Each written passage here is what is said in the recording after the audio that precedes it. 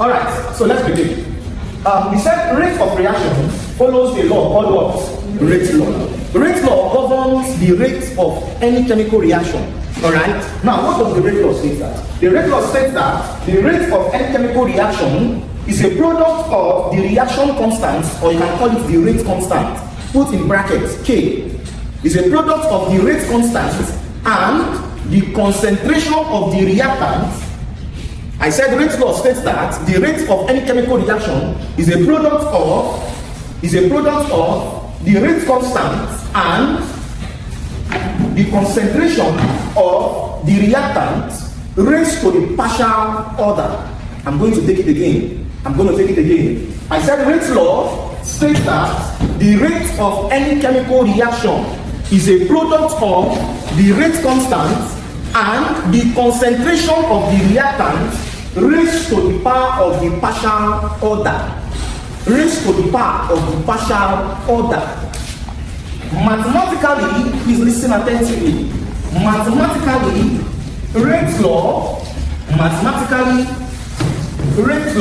is saying that for me to get the rate of any chemical reaction, the rate of any chemical reaction is equal to the product of the rate constant K times the concentration of the reactants A and B. A and B are the reactants. This capital bracket denotes concentration. Please listen attentively. The capital bracket denotes what? Concentration. A and B are called what? Reactants. A and B are called what? Reactants. Rate law states that the rate of any chemical reaction is a product of the rate constant K times the concentration of the reactants A and B, all raised to the power of the what? Partial order. The partial order can be denoted with any alphabet. Let's use N and N. This is the mathematical expression of rate law. The unit of the rate of any chemical reaction is mole per dm³ per second. The unit of rate of any chemical reaction is mole per dm³ per second. The unit for concentration of the reactant is just mole per dm³. The unit of concentration of reactant is just mole per what? dm³. Now, what I want you to take note of is K. K is called the rate constant. Please take note. The rate constant K tells you, please listen attentively. The rate constant K tells you if the reaction is a first order or second order reaction. In other words, it means that K, I said K, reaction constant or rate constant, tells you if the reaction is first or what? Second order. K also tells you, please listen attentively, K also tells you the factor.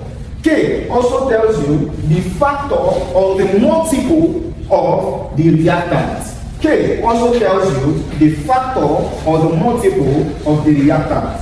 Let's take a typical example. Okay, before we take a typical example, let's look at what is called, please listen attentively, but not with rate law and mathematical expression. Let's look at the factors that affect a chemical reaction. Factors that affect a chemical reaction. Very important. Factors that affect a chemical reaction. There are 4 factors that affect a chemical reaction. Number 1 is temperature. There are 4 factors that affect a chemical reaction. Number 1 is temperature. Number 2 is catalyst.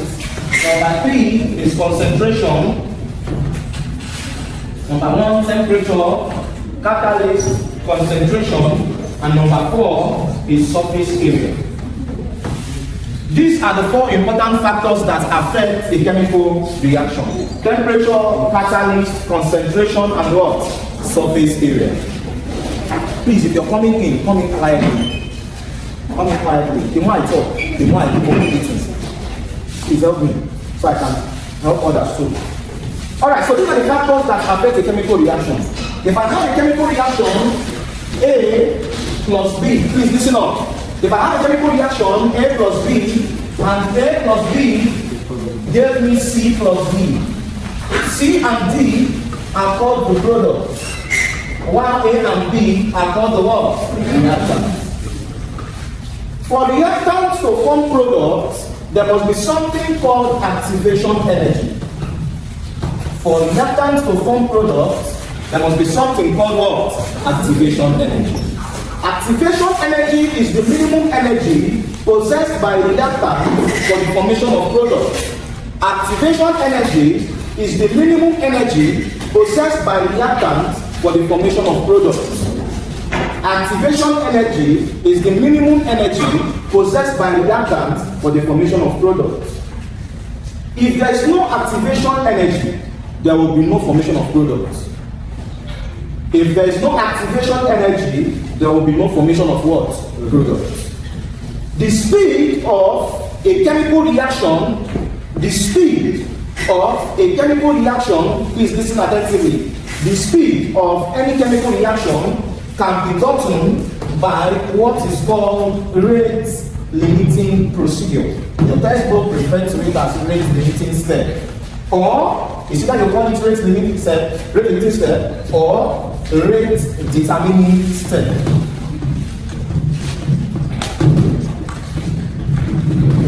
How fast or how slow a chemical reaction will occur can be told by what is called rate limiting step. Please listen attentively, don't get distracted. Rate limiting step tells you, please listen attentively, rate limiting step tells you how fast or how slow a reaction will occur. The faster the reaction, the faster the formation of product. The slower the reaction, the slower the formation of what? Product. And I said for that the formation of product, the reactant needs to have what is called what? Activation energy. The rate limiting step gives the overall rate of the reaction. Please take note of that statement. Rate limiting step gives the overall rate of a chemical reaction. If you're done with that, let's take one question under rate of reaction. Alright, so let's start with, we're done with the questions, right? Are we done with the questions? Yes. Okay.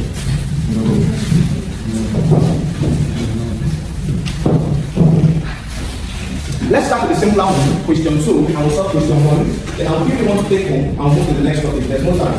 Alright? So let's, a question. So let's start with question 2. Question 3 is easier compared to this. Solution to question 2. Starting with question 2. I know that, please listen attentively. To get the rate of any reaction, alright, we use the rate law. And the rate law is R is equal to what? K, which is the rate constant, isn't it? Yes. Times concentration of the reactant, A and what? B. All raised to the power of what? N and N. You can try to use A and B. Hope you know what is N and N. Yes. The partial what? Order. Now, for question 2. They said, please listen up, for a reaction between A and what? B, which are the reactants, alright? The order with respect to A is what? 2. The order, that means the partial order with respect to A is what? 2. It means the power of A is what? 2. Are you following? Yes. And the order with respect to B is what? 3. What does it mean? The power of B is what? 3. They said the concentration of both A and B are what? Double. The concentration of both A and B are what? Double. The rate will increase by what factor? They are asking us by what factor will the rate of the reaction between A and B increase. So it's a simple substitution. Alright? It's a simple substitution. Are we following? Now let's substitute. I know that this K is a constant. It wasn't given. What was given to me is what? And the partial what? Order. Isn't it? Yes. So I know that the rate of this reaction is K. They said A and B are both what? Double. A and B are both double. So this is 2, this is going to be 2A, all raised to power what? 2 times 2B, all raised to power what? 3. Thank you. Is anybody lost to this point? What if they tell you that? The order, or let's say, they say that the concentration of A is half and the concentration of B is doubled. If they told you that the concentration of A is half and the concentration of B is doubled, how are you going to write A? 1/2A, isn't it? And B will be what? 2B. So, we proceed. The rate is equal to K. Please follow me. If I expand what is inside this bracket, please listen up. This 2 is affecting everything here, isn't it? So, I can have this as 8A what? square. 4, thank you, 1, thank you. 2 raised to power 3 is what? 4. This is times 2 raised to power 3 is what? Isn't it? So at this point, I want to factor out the numbers. This is R is equal to K times 4. I want to keep this way. A squared times 8, and I have what? Are we following? So, look at this. Observe. This is R is equal to, this is K, alright? 4 times 8 will give me what? 4 times 8. This is K times what? 32. And I have A, or what? Square, times what? B. Please take note. Your bracket must be a capital bracket all through your solving. This capital bracket will denote what? Concentration. So the question is, please observe, the question is, the rate will increase by what factor? The rate of the reaction will increase by what factor? We will know that using the rate constant. So from this solution, what we have solved so far, the rate of the reaction between A and B, if A is doubled and B is doubled, given their partial order, the rate of that reaction will increase by what factor? 32. The rate of the reaction will increase by 32. This is 2022-2023 test question. This other one is for previous years. This one is still far, but this one is solved now is recent. K will tell you how much the reaction has increased. K will also tell you the order of the reaction. So they are asking us, the rate will increase by what factor? We'll know the K is called the rate what? Constant. And we'll know how far or how much the rate of the reaction has increased or decreased by K. So the coefficient of K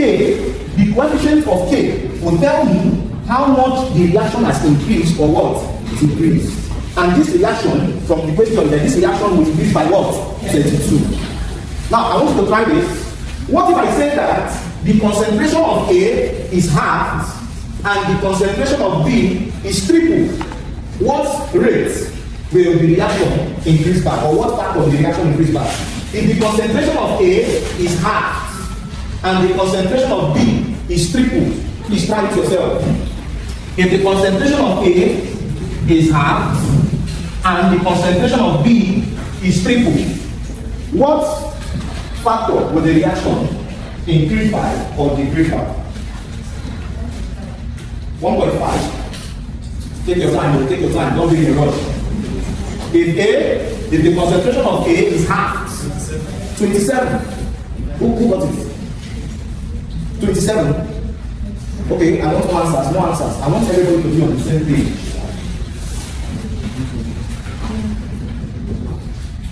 Most persons see this topic as a very complex one, but it's very easy.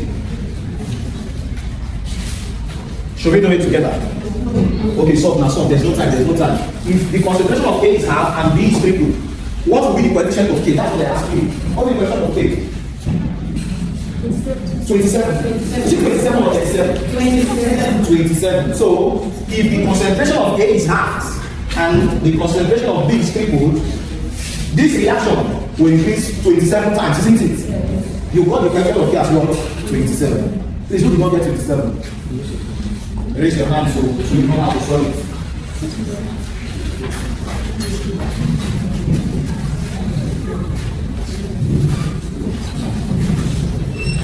Alright, from here, I know that this is rate of. So, the rate is listen up, is equal to K times the concentration of K is what? Half, isn't it? Yes. Rest of power what? 2. I did not change the partial order. The partial order is still 2 and what? 3. Times concentration of, hope you know what I'm writing 3B. Yes. Who doesn't know what I'm writing 3B? The concentration of B is what? 3. All rest of power what? 3. From here, it means R is equal to K times half raised to power 2 will give me what? 1/4. This is A or what? Square times 3 raised to power 3 is what? Is it 27? Yes. 3 times 3, 9 times 3, 27. B all raised to power what? 3. So at this point, I have R to be equal to K times 1 over 4 times what?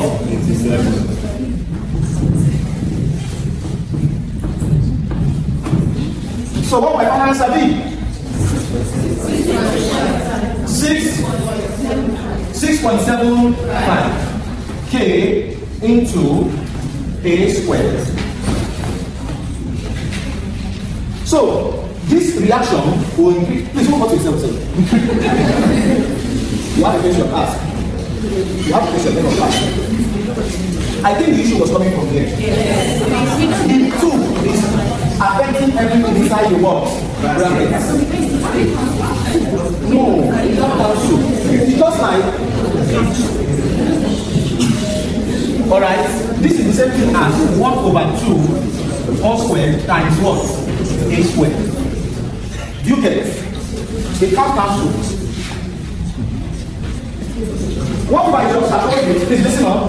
Please listen. If the concentration of A is triple and the concentration of B is double, if the concentration of A is triple, I want everybody to get it now. If the concentration of A is triple, that means I'll have 3A. And the concentration of B is double, I'll have 2B. What will be the coefficient of K? 72. Are you sure? You need to be sure. I won't solve this one, I won't solve the last one. Please finish.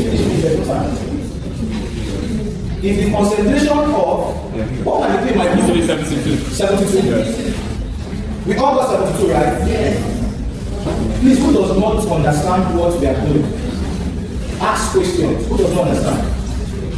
So should we go with 72? Yes. Okay. Somebody is getting it.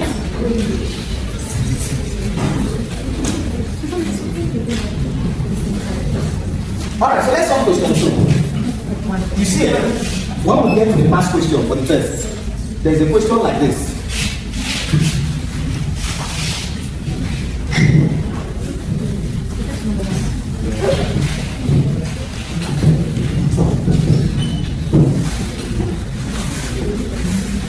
Alright, for question 2, question 1 right now, the first question we gave, for this one, I know that, please listen up, I know that Rate's law, please listen up, Rate's law is equal to K times concentration of what? A, or raised to power what? N, the partial order, times concentration of B, or raised to power what? N. In this question 1, who can tell us what they're asking us to get? Order of what?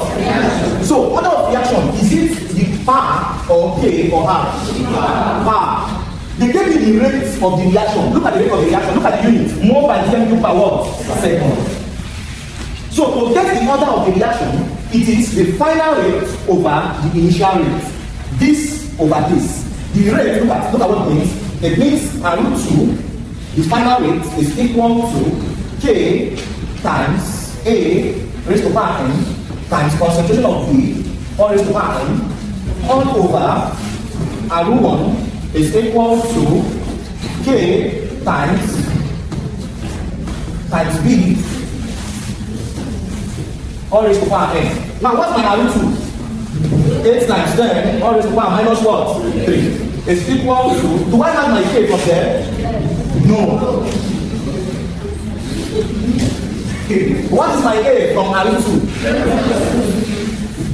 0. Please listen attentively. Do I have N? No. Good. Very good. Just follow me. Times, what is my B?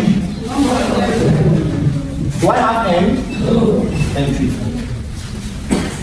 All over, what is R1? What's the rate for R1? Times 10 raised to power minus what? 3. Is equal to K. What's my A for R1? 0.1. This is my A. This is my B, isn't it? The power of this A is what? N. Times. The power is what? N. Now observe what we've done. What can I cancel out from numerator and denominator? 1.0.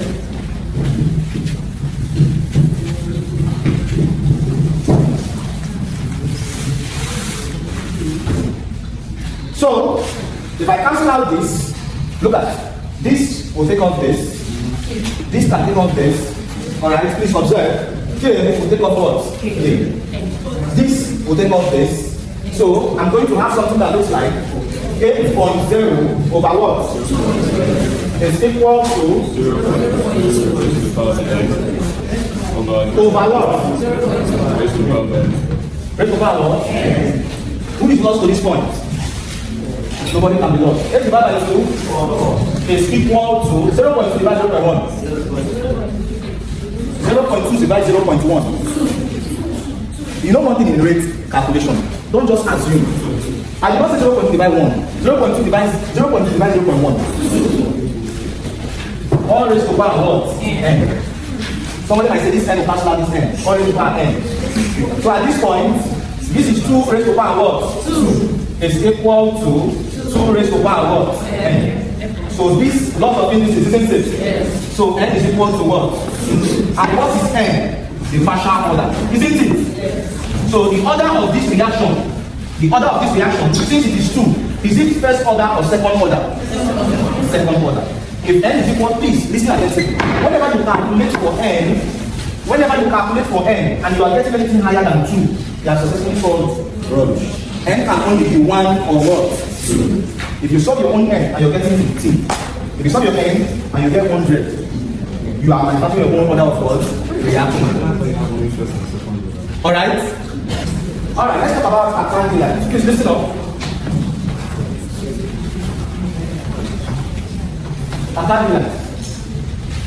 Alkylhalides, the general formula is arrest. Alkylhalides are formed by the replacement. Alkylhalides are formed by the replacement of a hydrogen atom in a hydrocarbon by a halogen. Now, what is our interest in alkylhalides is the classes of alkylhalides. The most important thing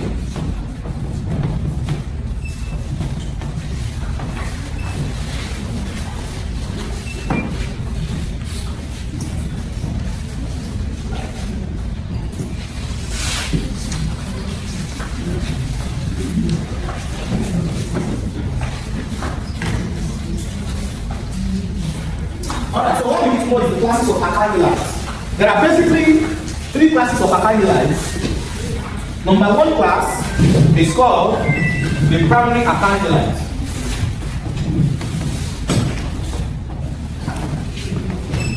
Number 2 is the secondary alkylhalides.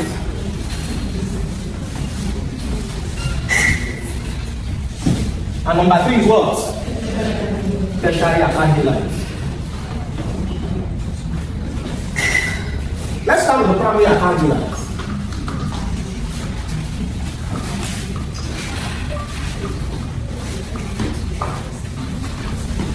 One prime or the one. A primary alkylhalide is this thing. It's aru CH2 1, 2, 3, 4. The primary alkylhalide is having the general form aru CH2 Br. It means that a primary alkylhalide is listen up. Listen up, everything I'm discussing, you get to say it in the past tense question. The primary alkylhalide, the carbon carrying the halogen must have how many hydrogen? 2 hydrogen. So whenever you see the carbon carrying the halogen having 2 hydrogen, it's called what? Primary alkylhalide. An example of a primary alkylhalide, let's say CH3, CH2, C. Okay, let's just write Br. This is an example of a primary what? Alkylhalide. The carbon, if I draw the structure, this is CH3, CH2, and this is what? Br. The carbon carrying the halogen is having how many hydrogen? 2 hydrogen. That's why we refer to it as what? Primary alkylhalide. A primary alkylhalide, the carbon carrying the halogen is having 2 hydrogen. Secondary alkylhalide, the carbon carrying the halogen will have how many hydrogen? 1. Tertiary will have how many? Are you following? Does that mean of giving you the definition for secondary and tertiary? No. A secondary alkyl halide. Okay, I just have to give you the definition. A secondary alkyl halide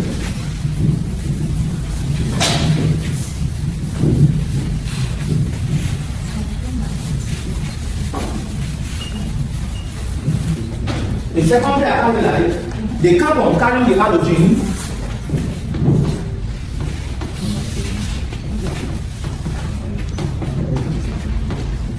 a secondary alkyl halide, degree 2 is Al2CHBr. This is how it is. Secondary alkyl halide, the carbon carrying the halogen is having how many hydrogen? 1. But tertiary alkyl halide,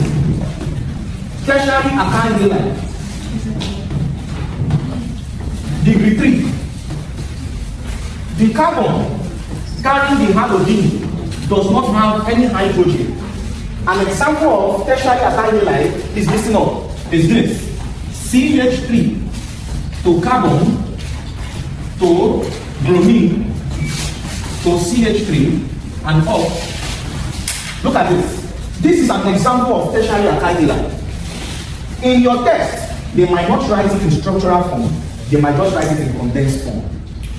A tertiary alkyl halide is an alkyl halide that the carbon carrying the halogen does not have any hydrogen directly bonded to it. Secondly, the carbon carrying the halogen is having how many hydrogen? 1. But primarily, the carbon carrying the halogen is having how many hydrogen? 2.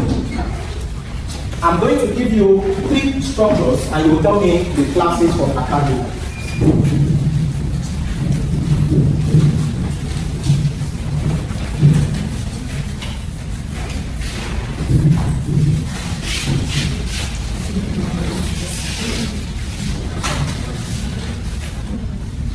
So, if A, B, and C are primary, secondary, or tertiary alkyl halides, and the structure A is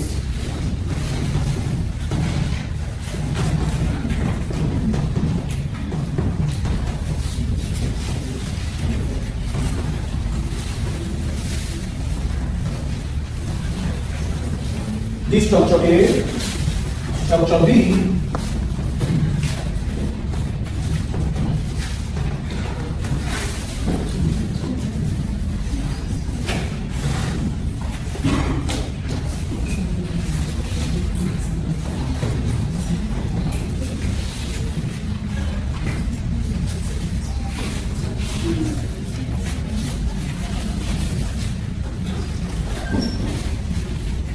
and structure C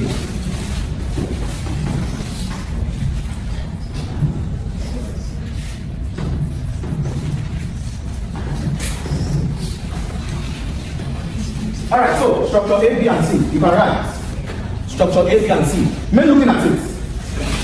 Structure A, what class? Structure A is what? Structure B? Structure C? Primary. Please, who does not understand? Okay. I believe everybody present here can classify alkyl halides.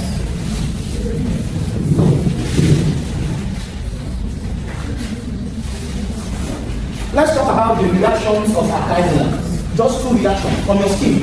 Everything we'll talk about is what you're to cover from week 1 to 4, but I'm just adding week 5 as an extra in case they exceed the expectation. So reactions of alkyl halides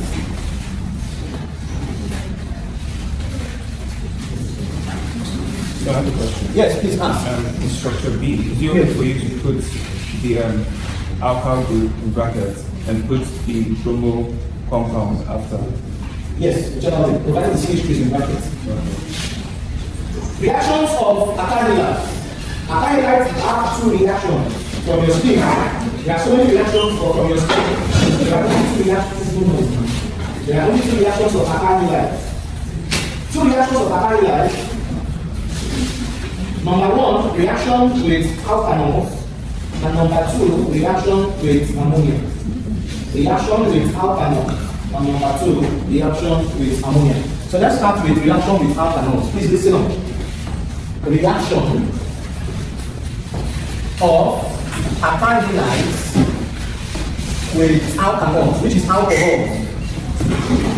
Please listen up. Listen up. CH3, CH2, Br. If you react this with an alcohol, say CH3, CH2, OH. The product of this reaction, please listen up. Since I have, this is a higher functional group, this is alkylhalide. This is the alcohol, this is called ethanol. Alright, now see what is happening. Please listen. We're going to form an ether. We're going to form an ether.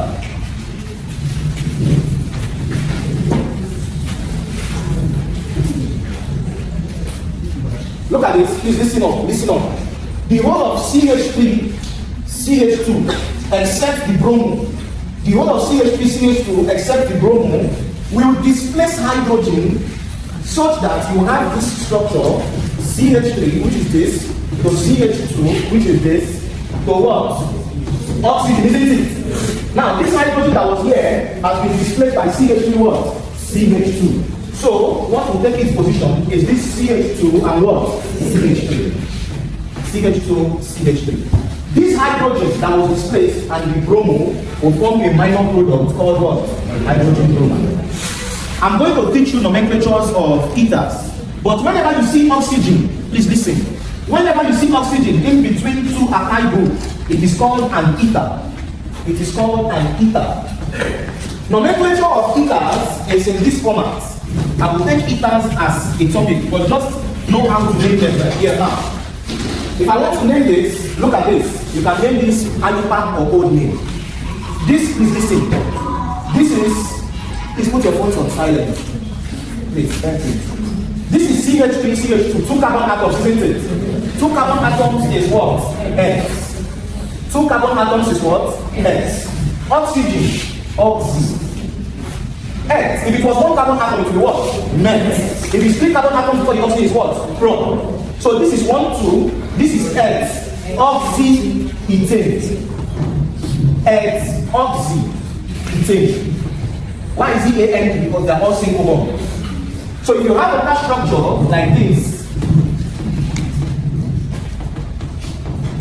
what would be the nomenclature for this? Met, oxy, and what?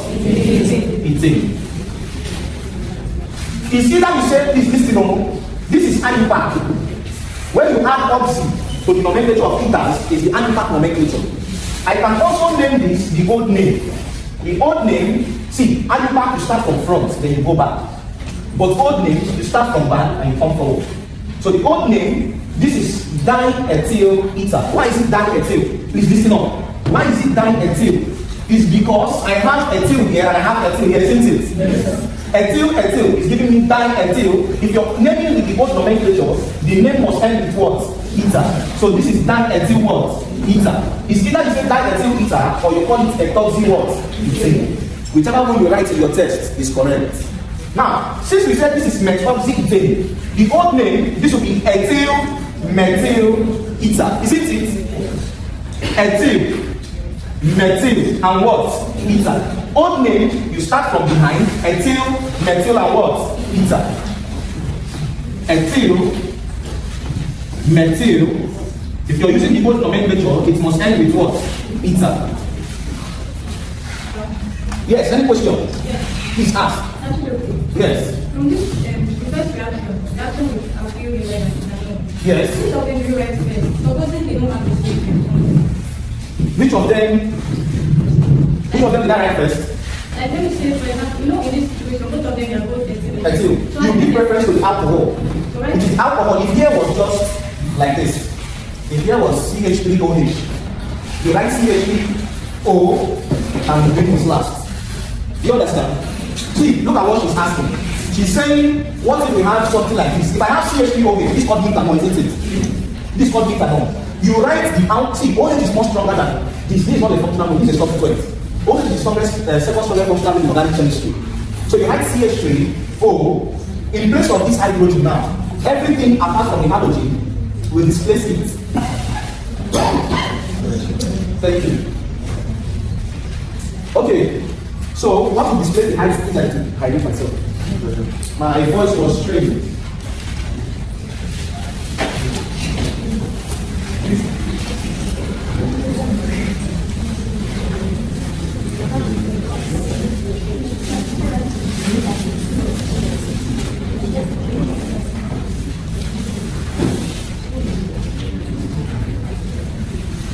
Alright, let's continue. What she was asking is, if I have CH3OH, you will write CH3O in place of this hydrogen, CH3 will displace it. Alright, so you write alcohol substituent first, CH3O, then you write CH2CH3. Please, I want you to, there are some things I just want you to take cognizance about. It is the classes of alkylhalides and the product of the reaction. The reaction between alkylhalides and alcohol will produce a what? Ether. Alkylhalides and alcohol, the product must be what? Ethers. The second reaction, nobody would necessarily ask you, give the structure of the product of this reaction. It is test, it's an exam is those ones. Test is just to test if you actually understood. It's a test of understanding. To test and see if you really understood the course as a whole. So what they're asking you here, from the past question, you will see that the question, they will just tell you, reaction between alkylhalides and alkanols produces that. Reaction between alkylhalides and alkanols will give you what? Ethers. Alright? Here they gave ethers, esters, they gave alcohols, they gave different things. So reaction between alkylhalides and alcohols or alkanols will give you what? Ethers. Can we name this aliphatic name? What will be aliphatic name? Ethoxy what? Ethoxy, because I have two carbon atoms, so this is ethoxy and what? Propane. Who can tell us what's the old name? Propyl. Wait. Propyl. Aliphatic name. Ethoxy propane. Very good.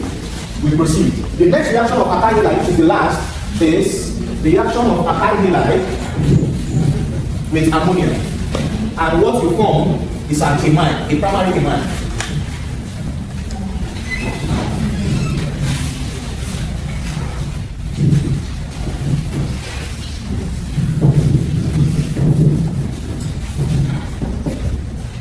The second reaction of alkylhalides is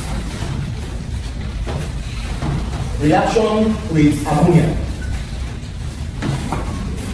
When alkylhalides react with ammonia, NH3, what they form is a primary amine. The video on this, how many persons have seen the video on the amine? Or you may class across the amine? How many persons?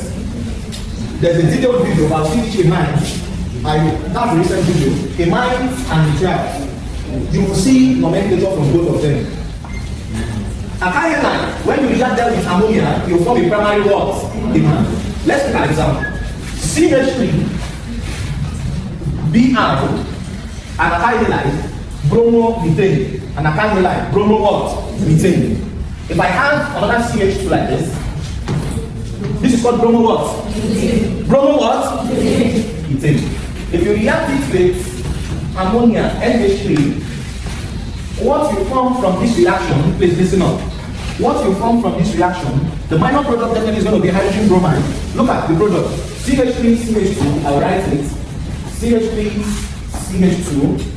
This bromo that is here will be displaced by an amine. In NH3, NH2 is called amine. Whenever you get something ending with amine, it means it's having nitrogen and having hydrogen.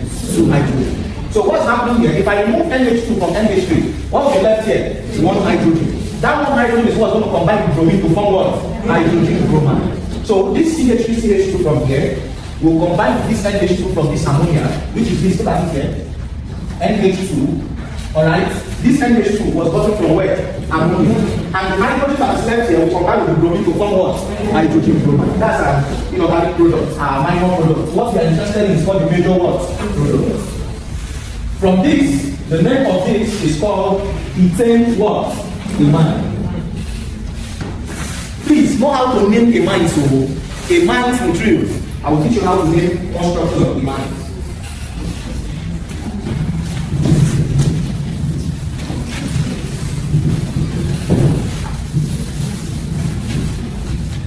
This is what ethane amine. See, do you know what fails so many students? It's just organic chemistry. You need to be specific and accurate with your answers. If I have CH3, CH2, CH2, Br.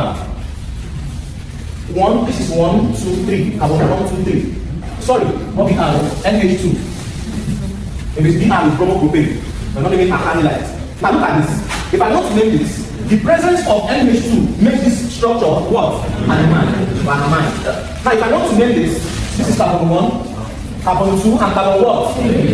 3 carbons is prop, isn't it? Yes. Since they are all single bonds, isn't it? Yes. And you add what? Amine. But if you write it like this, propane, and you add amine, all your effort is just take away because you will fail the whole of nomenclature.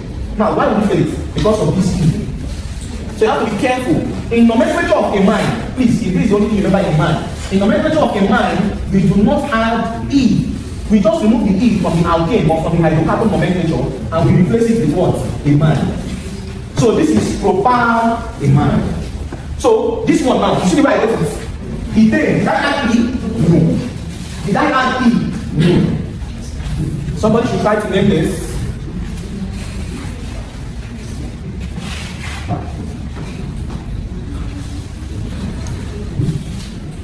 Somebody should try to name this.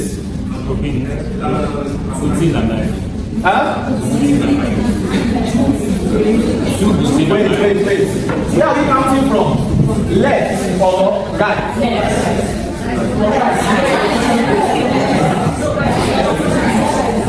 Right or left? Right. Very good. Not left. We're counting from where? Right. This is nitrogen, this is a carbon, isn't it? This is carbon, this is carbon, this is carbon. Are we following? So this is 1, 2, 3, and what? 4. 4 carbon atoms, boots, isn't it? So the parent name will be butane what? Man. Isn't it? But we have a double bond at carbon where? 2. Now I want to ask you a question. Will the nomenclature be 2 butanamine or 2 butanamine? 2 what? First one or second one? First one? If you say butanamine, it means it's all single. Are we following? Yes. Now with this, somebody should write the structure of 2 propene amine. Draw the structure, it's the past question. Draw the structure of 2 propene amine. Just try. Draw, they said in the past question, they said draw the structure of 2 propene amine. Yes. Are you done?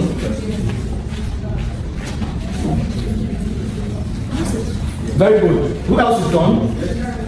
Alright. I'm impressed. 2 propene amine.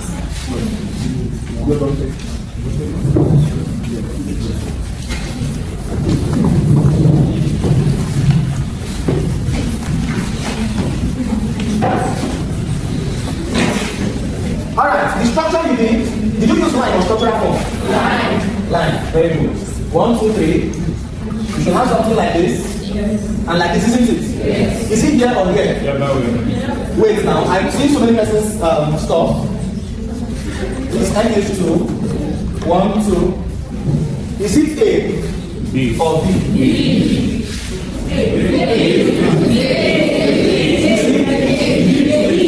Wait now. Wait. This double bond, this is a carbon, don't you know? This is a carbon, this is a what? Most of your questions are nomenclature. This is a carbon, this is a carbon, this is a carbon. This is nitrogen. This is carbon what? 1. This is what? 2. And remember I told you in nomenclature, if the owner of double bond is the carbon before the cross. So carbon 1 is the owner of this double bond and not carbon where? 2. But if you come this way, this is carbon 1, carbon what? 2, and 3. So carbon 1 is having a double bond. And I said you should put something of 2 what? Propene what? Amine. So if this double bond is supposed to be at carbon where? So which of them is correct? A or B? B. Because what is A? A is called what? One propene what? It's either the same propene amine. In organic chemistry, position 1 is not necessary. It's just like, listen, some people you can write 1x. Position 1, but if you write it, nobody will penalize you. This is 1 propene what? Amine. But this one is what? 2 propene amine. Are we following? This who is lost?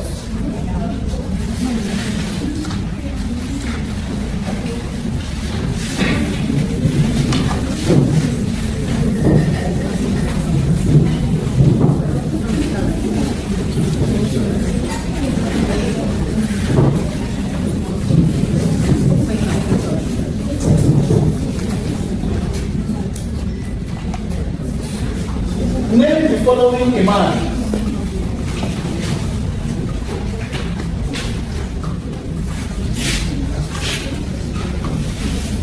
Amines and alkylhalides. Name the following amines and alkylhalides. Your test is more of nomenclature.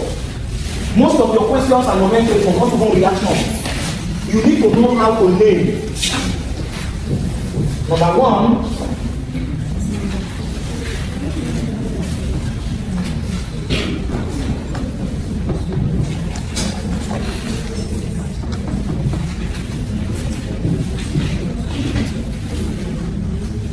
number 2,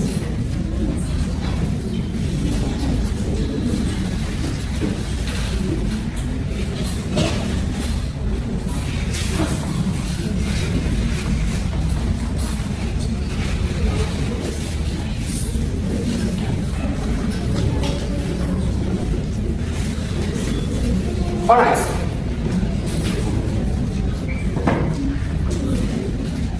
All right, these two, okay, let me add just one last one. After this, we're done with amines. It's not a sticker. If you don't want to use line structure, you can use structural form.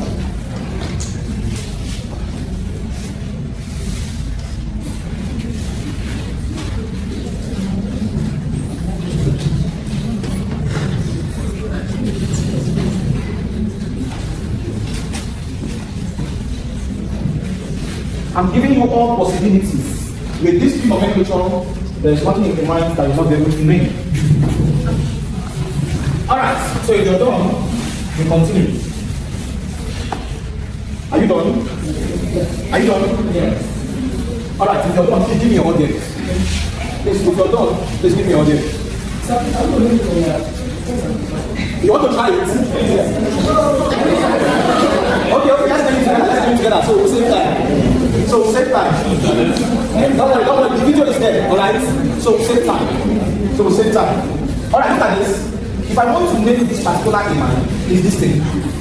The nitrogen, whenever the nitrogen is this thing, whenever the nitrogen is directly, this is a carbon, hope you know. Yes. This is a carbon, and they're all single what?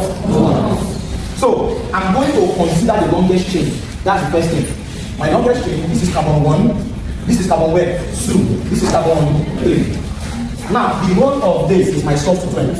And the two substituents, CH2 and CH3, they are attached to what? N. So the name of structure 1 is N, then what? Methyl. Are you following? Yes. N, then what? Dimethyl, the longest, the parent chain in the family, 3. So, from PE, no. Propan-amine, isn't it? Yes. Very good. N-dimethyl propan-amine. Who is what? Is it because I using NN? Yes. At N, you have CH2 and CH3 attached to it, isn't it? Yes. So this is just like when you say 2,2,3,3, 2,3 dimethyl. This is C. To N, this is not the carbon. They will ask you to also draw the structure. To N, nitrogen is always trivalent. To N, they attach CH3 and what? CH3. So if it is just one CH3 like this, here will be hydrogen. If it's just one CH3, it will just be N what? Methyl. If it's just CH3 like this, it will just be N what? Methyl propan-amine. If it's CH3 like this one, it will be what? NN. Are you following? Yes. What if I have CH3 and I have CH2 CH3? This one is ethyl, isn't it? Yes. This is what? Ethyl. If I have it like this is going to be what? N-ethyl, isn't it? And F what? Ethyl. Alphabetical order and propane. If you have ethyl and methyl, E will come before M, alphabetical order. N-ethyl, N what? Methyl. But since we have CH3, CH3, this is NN because the two substances are the same. So NN, CH3 is attached to N, CH3 is attached to N. So NN dimethyl propane amine. Please, organic chemistry requires specificity. If I pick my tongue, you need to be specific and accurate. If you add E here, concentrate. If you add E here, all your effort of counting up and down is in vain. So you must be careful. This is NN dimethyl propane amine. Do you understand structure 1? Yes. Let's go back to structure 2. Structure 2, the N, look at this. This N, will I start counting from left or from right? Thank you. So this is carbon 1, isn't it? Yes. Carbon what? 2. Carbon what? 3, 4, 5, 6, and 7. Are you following? Yes. At carbon 3, please listen. At carbon 3, I have amine functional group. Yes. And in this amine, I have 2 substituents, isn't it? Yes. So, who can try? From what did you hear? Wait. Who can? I don't want the chorus answer. Who can try? Even if you don't get it correct. Okay, can ask me, what's it?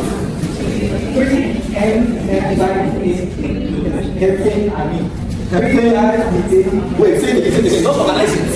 Organize it. Okay. You try. Remove the 3. Okay, wait. Remove the 3. Start with NN.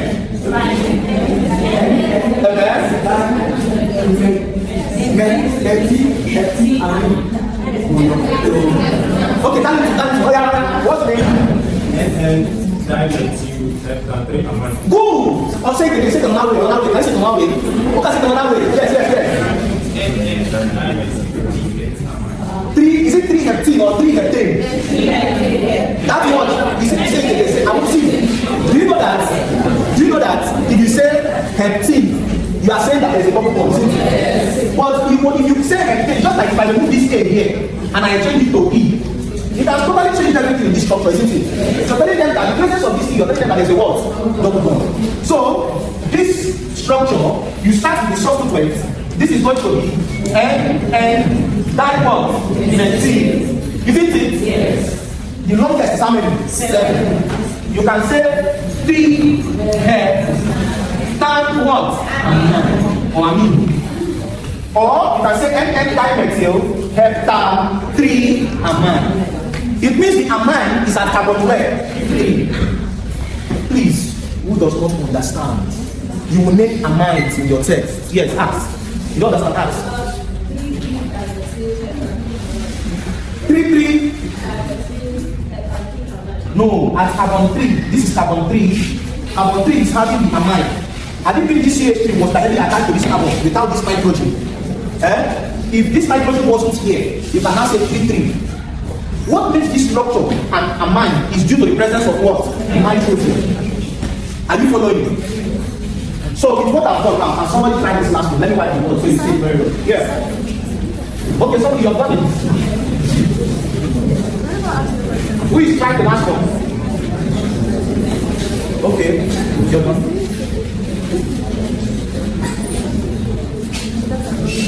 This is the only way. So who wants to try this? Okay, Rhoda. Please listen on N what?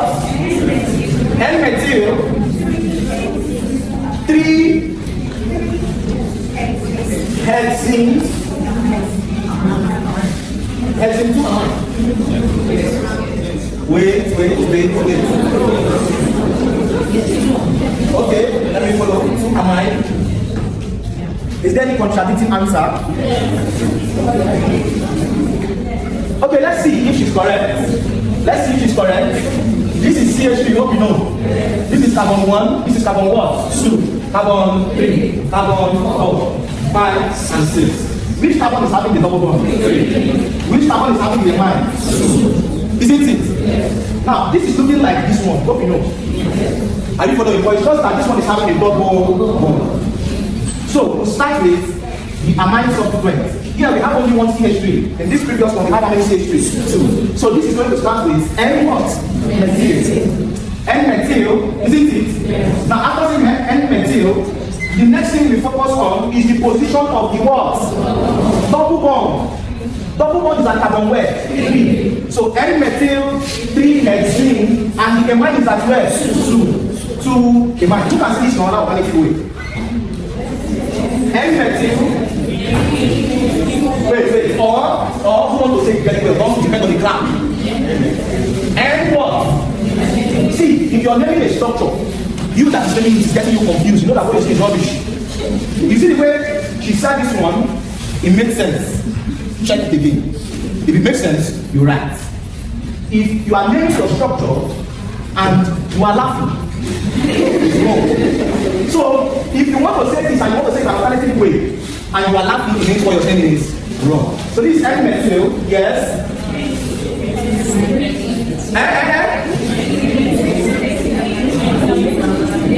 Wait, you are telling me the same thing now. You are telling me the same thing.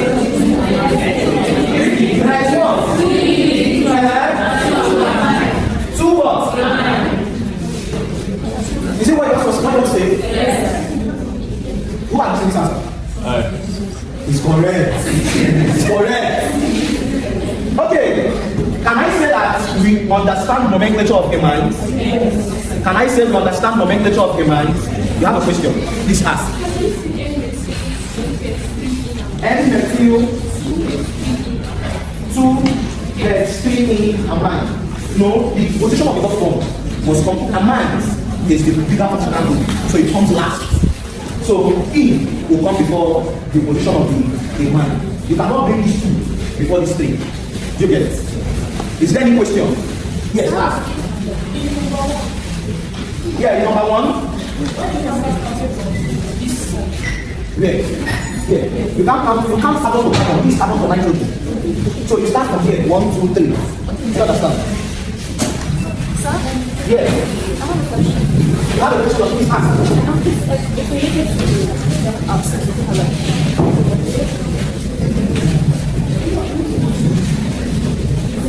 Okay, yes, you said you have a question. What's your question? I will take it. I will take it here.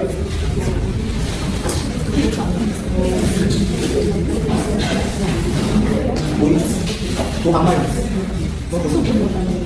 If it's like I'm going to give contact to OH, because I don't have to give contact to OH. Alright, so we're going with alkylhalides. Please listen up. We said alkylhalides has 3 classes, isn't it? Primary, secondary, and what? Tertiary. Primary, secondary, and what? Tertiary. And we said primary, the carbon carrying the hydrogen has how many hydrogens? 2. Secondary, 1. Tertiary, 1. Isn't it? Yes. And we said alkylhalides undergo 2 reactions. Number 1 with alcohols, number 2 with what? When alkylhalides react with alcohol, what do you form? Ethers. And we know how to name ethers, isn't it? Yes. If you're giving an ether like this, what is the name of this ether? Methoxy what? Something like this. Methoxy what? Something like this. Methoxy. I'm impressed. And we said if alkylhalides react with alcohol, we form ethers. But if alkylhalides react with ammonia, we form what?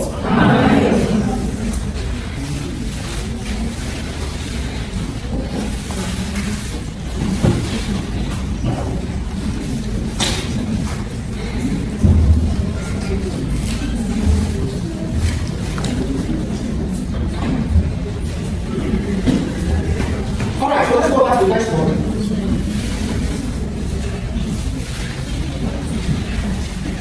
Let's talk about bond cleavage. Let's take it from the wave 1. Let's talk about bond cleavage. Bond cleavage. Bond cleavage is the splitting of bonds. Bond cleavage is the splitting of bonds. It's either you call it bond cleavage or you call it bond fission. Bond cleavage is the splitting of bonds. It's either you call it bond cleavage or you call it bond what? Fission. Bond cleavage are of 2 types. Homolytic bond cleavage. And the next one is what? Heterolytic. There's a detailed video on the YouTube on this. The first video I uploaded for this semester of organic chemistry. Homolytic bond cleavage gives rise to free radicals. Homolytic bond cleavage produces what is called free radicals. Please take notes.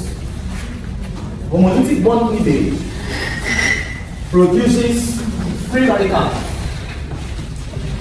These free radicals are the halogens. They are the halogens: bromine, chlorine, iodine, fluorine, etc. Whenever you write a free radical, it must have an unpaired electron.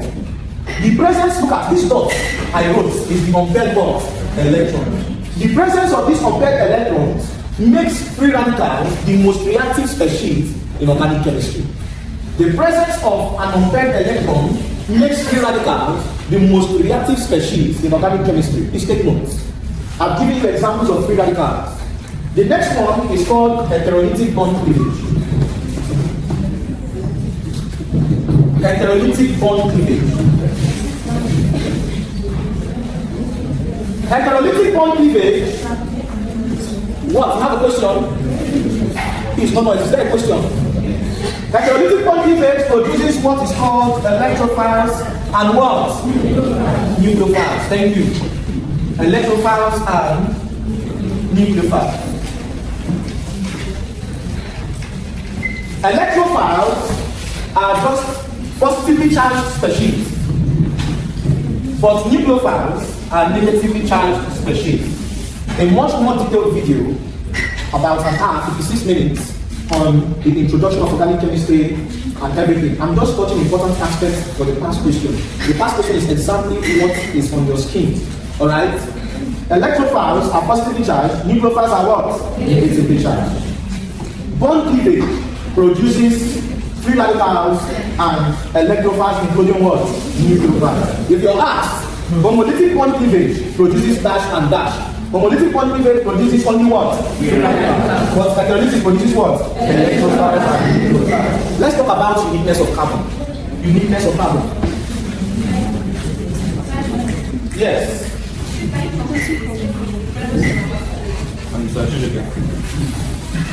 What? I did not get you. What? Compare the electron. Makes free radicals the most reactive species. The presence of compared electrons makes free radicals the most reactive species. Yes.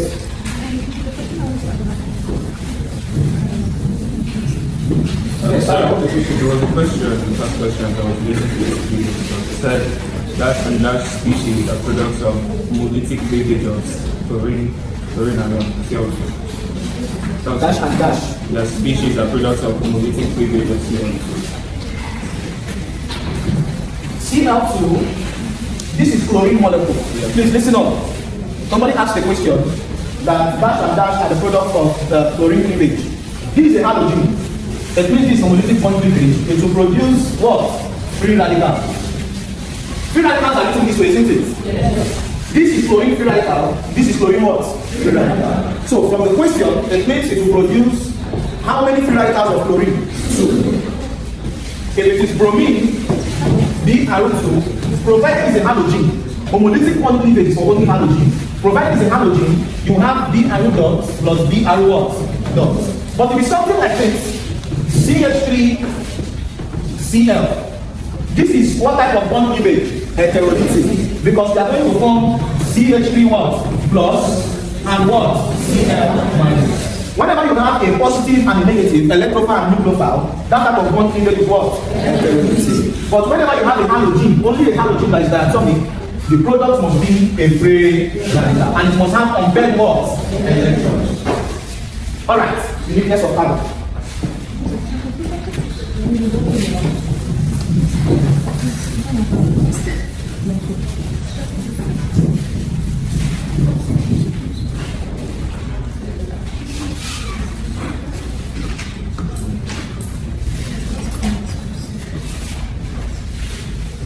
Uniqueness of carbon, number 1, is called catenation.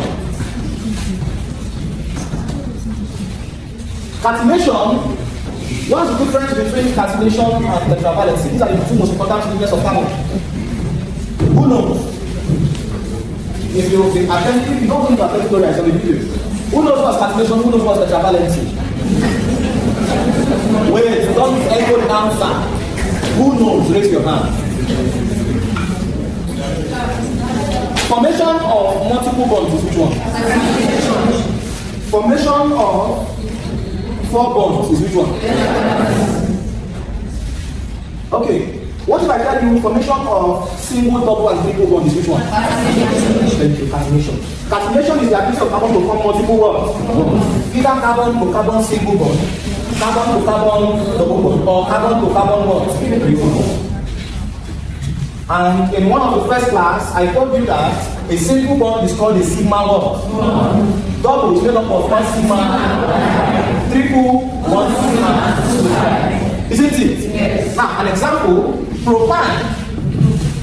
Propane contains how many sigma and how many pi bonds? Propane, it contains how many sigma? 1 sigma. 1 sigma. Propane. 3 sigma. See the way you're saying, they won't answer with confidence. People want to watch it on my face. How will you take propane have 1 my ball? Like, I can't even talk, I'm just speechless. So that's and I was thinking, you already know this thing. Propane. Please listen, propane, is it not CH3? CH, isn't it? Is this not propane? If you draw the C, for you to know the number of sigma and pi bond, you must draw the structure. Somebody say 1 sigma when I was asking again, you explain the same thing. Propane, this is 1 sigma. This is how many pi? This is what? Sigma. This is what? Sigma. This is sigma. Sigma. Sigma. So how many sigma? How many pi? 2 pi, isn't it? 2 butane. 2 butane contains how many sigma, how many pi? 2 butane contains how many sigma and how many pi? The triple bond will be at carbon 2. 2 butane will contain how many sigma, how many pi? Try it. 2 butane contains how many sigma, how many pi? 2 0 7 sigma.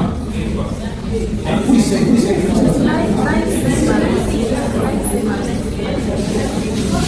11 sigma.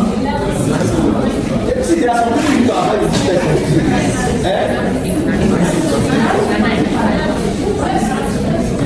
butane, food is how many carbon?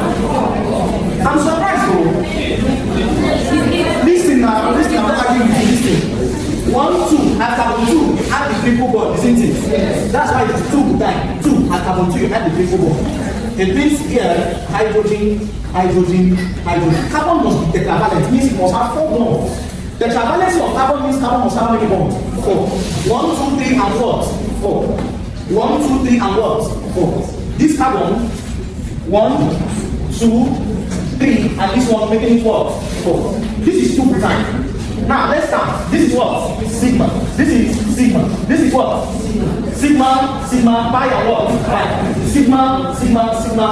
Let's start together. 1, 2, what? 3, 4, 5, 6, 7, 8, 9 sigma. How many pi?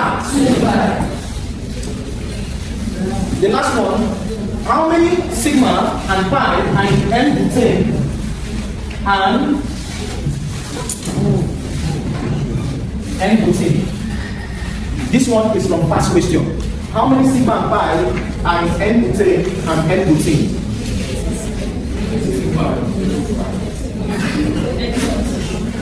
Which one are you talking about? Is it N-butane?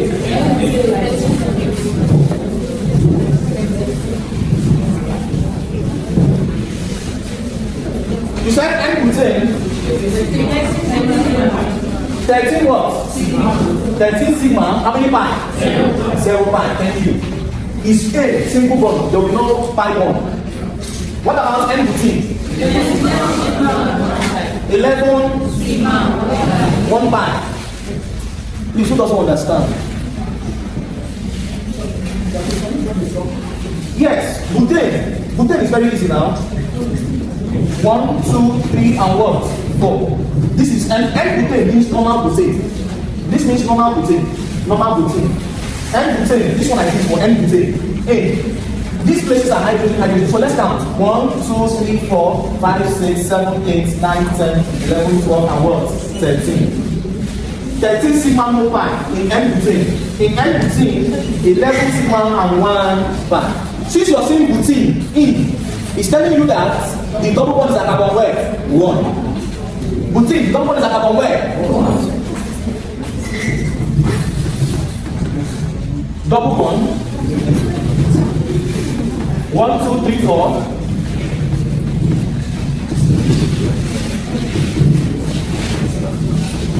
This is N-butane. 1, 2, 3, 4, 5, 6, 7, 8, 9, 10, 11. 11 sigma and 1 pi. N-butane. Alright. We've talked about the uniqueness of carbon. Let's look at the classes of carbon. Very, very important. In classes of carbon, we'll look at nomenclature of aliphatic hydrocarbon. Can I take it off?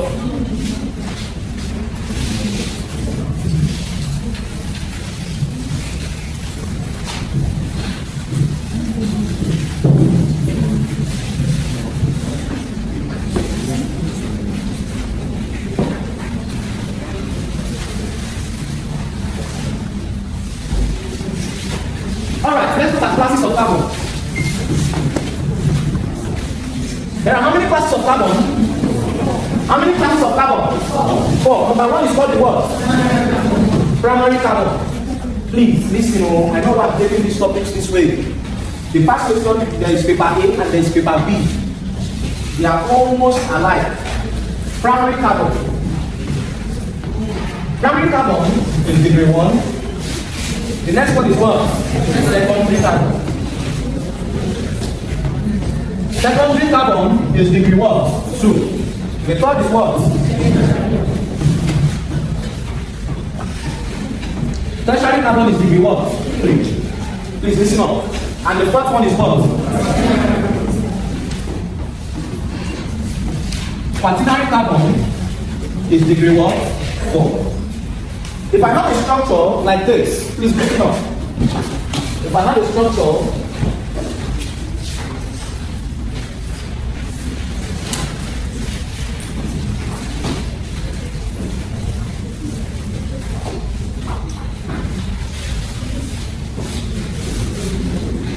primary carbon, if I have a structure, look at this.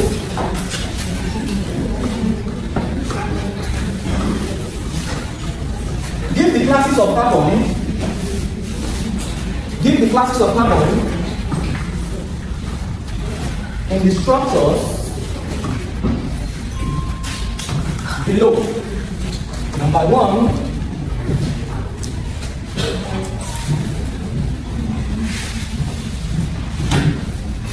Number 2.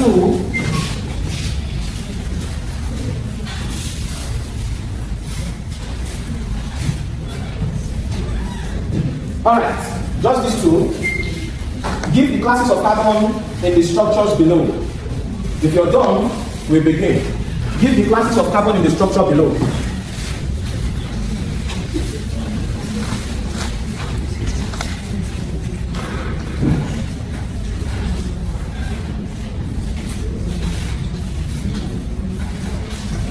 This is the first structure, structure 1. The name of this structure is cyclopentane. The name of this structure is cyclopentane. Cyclo because it's a closed chain, isn't it? And I have how many carbon atoms? 5. 1, 2, 3, 4, 5. Okay? This is cyclopentane. Now, in every carbon, the second of the uniqueness of carbon is that carbon must be tetrahedral. And this carbon must have how many bonds? 4 bonds. Now look at this carbon. This carbon is having how many bonds? 2. This carbon is having 1, 2. So to make it 4, you add how many hydrogen? 2 hydrogen. This carbon is having how many bonds? 2. To make it tetravalent, you add how many hydrogen? 2 hydrogen. What about this carbon? You add 2 hydrogen, isn't it? You add 2, and here becomes 2.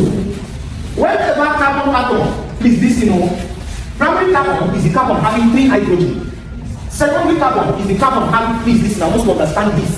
Secondary carbon is the carbon having 2 hydrogen. Tertiary carbon is the carbon having how many hydrogen? 1. Quaternary carbon does not have any hydrogen. Primary carbon has 3 hydrogen. Secondary has 2. Tertiary has 1. Quaternary, no hydrogen. Please take notes. There is something called a primary carbon and a primary hydrogen. Please listen. From the past question, they asked how many primary carbon and primary hydrogen are in the structure below. How many primary carbon and primary hydrogen are in the structure below? Please listen up. Primary carbon is having 3, secondary is having 2, tertiary is having 1, quaternary is having none. Now look at this. In this cyclopentane, if I'm asked how many primary carbons are here, how many primary? 1. Because each of these carbon atoms is having CH what? 2. Do I have a secondary? Yes. How many? 5. Do I have a tertiary? No. Do I have quaternary? No. Now I know that my secondary carbon is how many? 5. Secondary hydrogen will be how many? Look at that. Secondary hydrogen is the hydrogen attached to the secondary what? Carbon. Please listen. Secondary hydrogen is the hydrogen attached to the secondary carbon.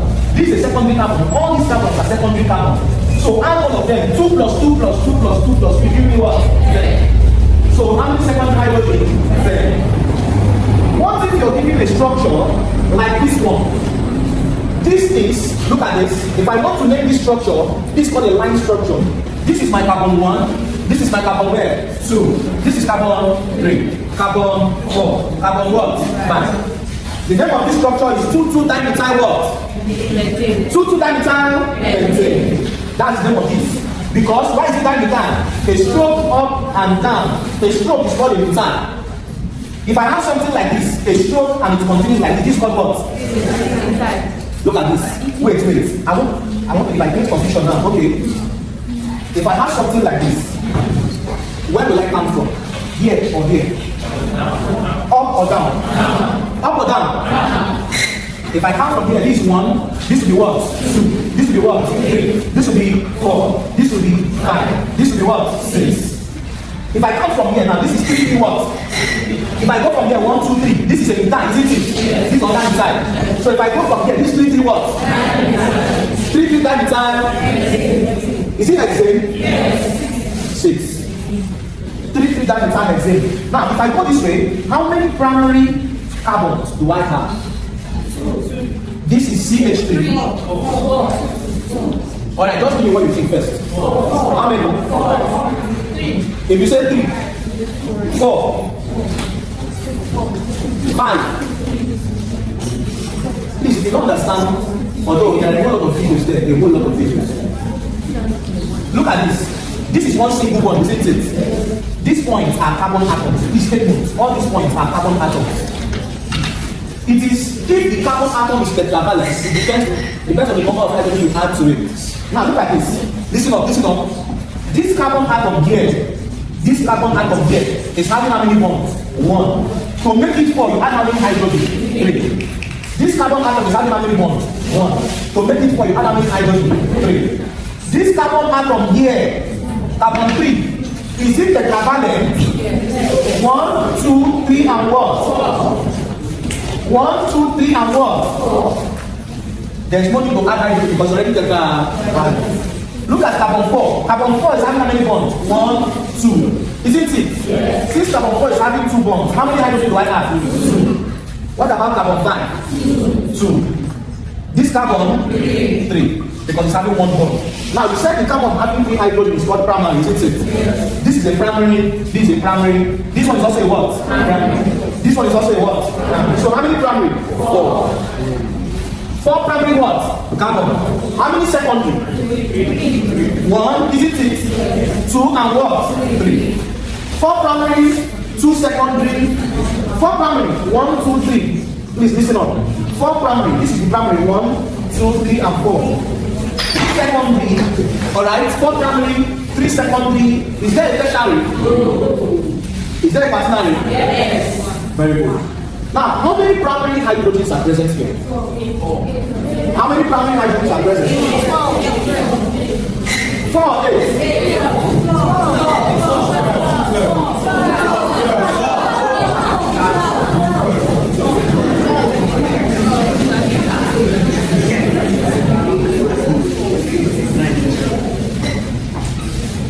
Okay, so let's count. 3 plus 3 plus 3 plus 2. 3 times 4 is what? So we have 4 primary carbons and 12 primary what? Hydrogen. I'm done with that. Let's conclude with alcohol so we can look at the last question. Let's talk about alcohol.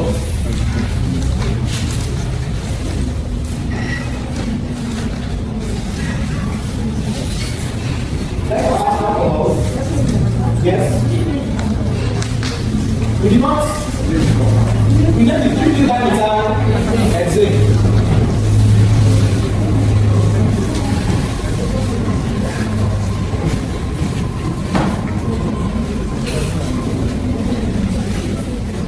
Alcohol. There are 3 classes of alcohol. Please listen up. I will exhaustively discuss alcohols. Alcohols will get protein. Then we look at the first question. Please just listen. The first questions will make me talk about the other aspects. Alcohol. There are 3 classes of alcohol. I know I'm starting with the classes because you will be asked what class of alcohol is this. Please listen up. Alcohols are classified based on the number of hydrogen atoms. Based on the number of hydrogen atoms attached to the carbon carrying OH, and alcohols are also classified based on the number of hydroxyl functional group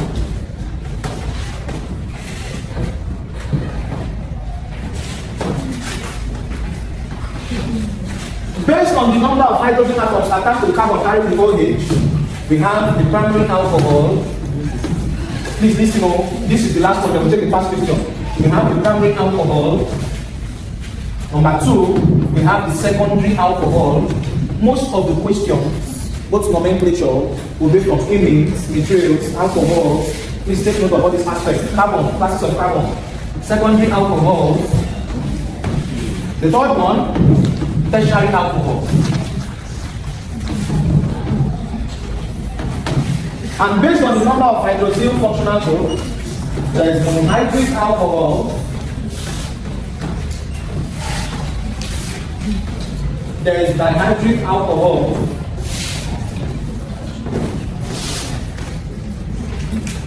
and number 3, there is trihydric alcohol. Anything other than trihydric is polyhydric. Anything other than trihydric is polyhydric. Now let's talk about the alcohol, one after the other. Let's start with primary alcohol. We won't spend time on it.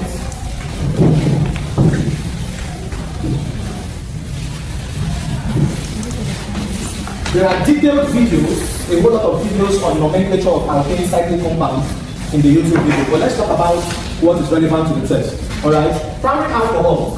What is a primary alcohol? A primary alcohol is basically an alcohol in which the carbon carrying the OH is having 2 hydrogens. That's the easiest way. Whenever you get something being primary, apart from amines, even amines, they follow the same rule. Anything having the word primary must have how many hydrogen? 2 hydrogen. Carbon is having, it's only degrees of carbon where you say primary carbon has 3 hydrogen. Secondary carbon has how many? 2. Tertiary have how many? 1. Quaternary, 0. But apart from carbon, please listen, apart from carbon, the other functional groups, primary amines have 2 hydrogen. Secondary amines, 1. Tertiary amines, no hydrogen. Are you following? It is only carbon. It is only primary carbon that has 3 hydrogen. Primary alcohol, example, ethanol. If you draw the structure CH3, CH2, OH, the carbon carrying the OH, is having how many hydrogen atoms? 2. This makes this what? Primary. Because the carbon carrying the OH is having how many hydrogen? 2 hydrogen. If I have another structure like this, OH, H, and here is CH3. The name of this structure is 2-propanol, isn't it? Or propan-2-ol. Because the OH is at carbon where? 2. This is 2-propanol, propan-2-ol. The carbon carrying the OH is having how many hydrogen? 1. So it is what? Secondary. Tertiary. If I change this hydrogen to CH3, this now 2-methyl, 2-propanol. If I change that hydrogen to CH3, this is 2-methyl, 2-propanol. 2-methyl, 2-propanol is an example of what class? Tertiary. Because the carbon, see if I'm taking time to explain, please listen. The carbon carrying the OH is not having any hydrogen. That is why it is called what? Tertiary. If the carbon carrying the OH is having 1 hydrogen, it's called what? Secondary. If the carbon carrying the OH is having 2 hydrogen, it's called what? Primary. If there's no hydrogen, it's called what? Tertiary. Based on the number of hydroxyl functional group. A monohydric alcohol, mono is 1. Hydric is the hydroxyl functional group. A monohydric alcohol is simply an alcohol that has 1 OH. An example is ethanol. Monohydric alcohol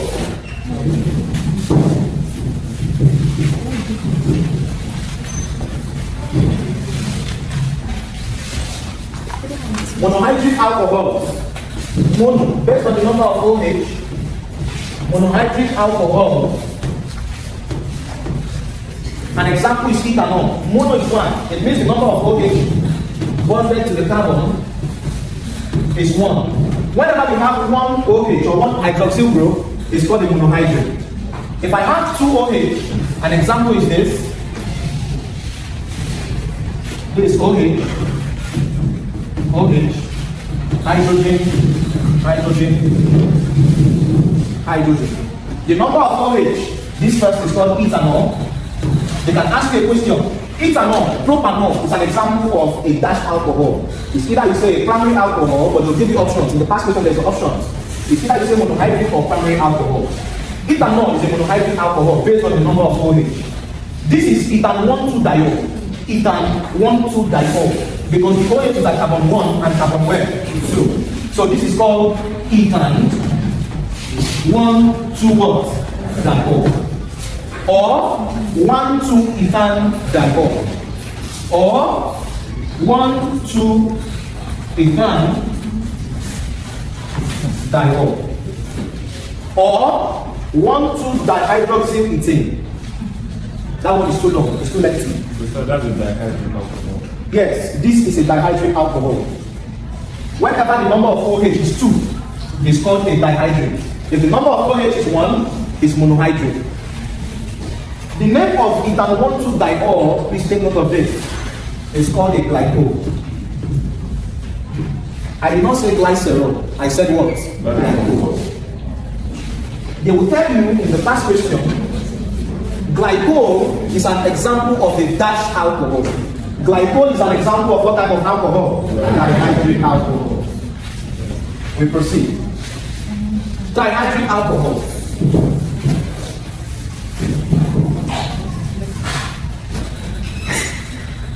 Trihydric. Trihydric alcohols will contain how many OH? 3. A trihydric alcohol, OH, OH,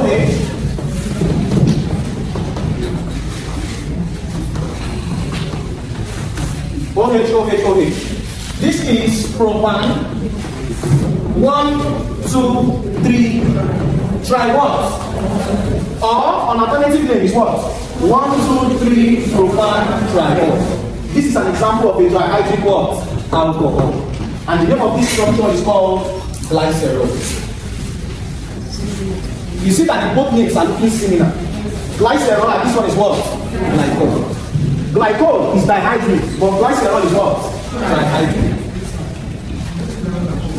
It's called a polyhydrate. If you have anything higher than 3, it's called polyhydrate. Please take notes. Are you done with this?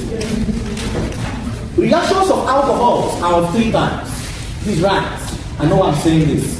There's a point I will teach to, and I'll be justified that I've covered the whole lot before we look at the past question. And I will end with this, then we'll look at the past question.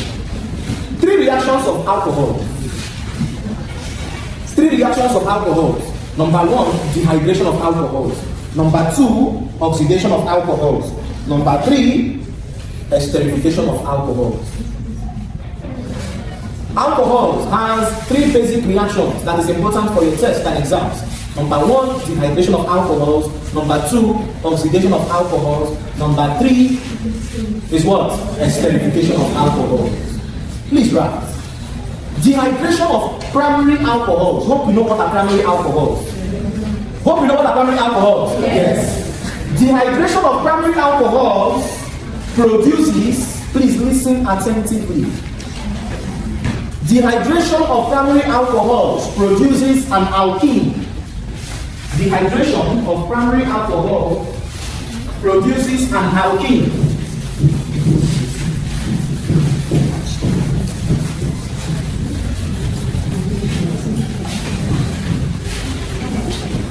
We said 3 reactions of alcohol. Number 1, dehydration. Dehydration is removal of what? Water. Dehydration of primary alcohol. Dehydration of primary alcohol produces an alkene, and that type of alkene is called an unsymmetric alkene. Dehydration of primary alcohol produces an alkene. An example of dehydration of alcohol, nobody will see. You see these reactions? They will just tell you dehydration of propanol yields that. Dehydration of propanol, let's see. Propanol is an example of a primary what? Alcohol. Propanol is CH3, CH2, CH2OH. If you dehydrate propanol, the catalyst for dehydration is concentrated sulfuric acid. Dehydration of propanol, CH3, let's draw the structure, CH3, CH2, CH2OH. Now observe, look at this. If I take this OH down, the name is still propanol, isn't it? If I take CH, if I split that OH from here down, it's still propanol, isn't it? If you can eliminate this and this, hydrogen and OH, it's not dehydration. Dehydration is removal of what? Water. Water consists of OH and what? H. You remove hydrogen and OH, this place where you eliminated become a what? Double bond. I always explain this. So the product of this reaction, the product of the reaction will be, since I've removed water,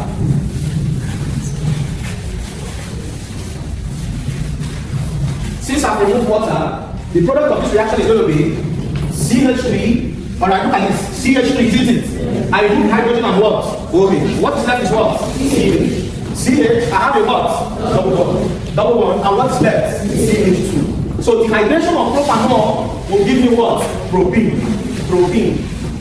And propene is an unsymmetric alkene, which we use in Markov-Nichols reaction. Unsymmetric alkene, which we use in Markov-Nichols. This is dehydration. Alright? Dehydration of secondary alcohol will give you a symmetric alkene. Please take note. Dehydration of secondary alcohols will give you a symmetric alkene. Dehydration of secondary alcohols will give you a symmetric alkene.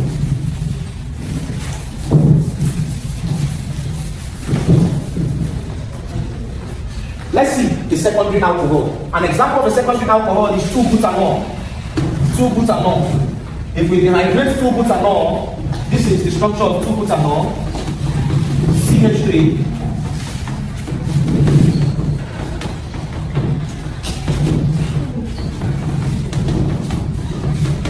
this is 2-butanol.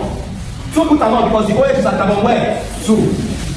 Secondary alcohol, because it's having 1 hydrogen attached to the carbon carrying the OH. If you dehydrate this, look at this. Listen up. You remove hydrogen and what? OH. hydrogen and OH is eliminated, you form a double bond here, isn't it? So if you dehydrate 2-butanol, the product of this reaction will be what?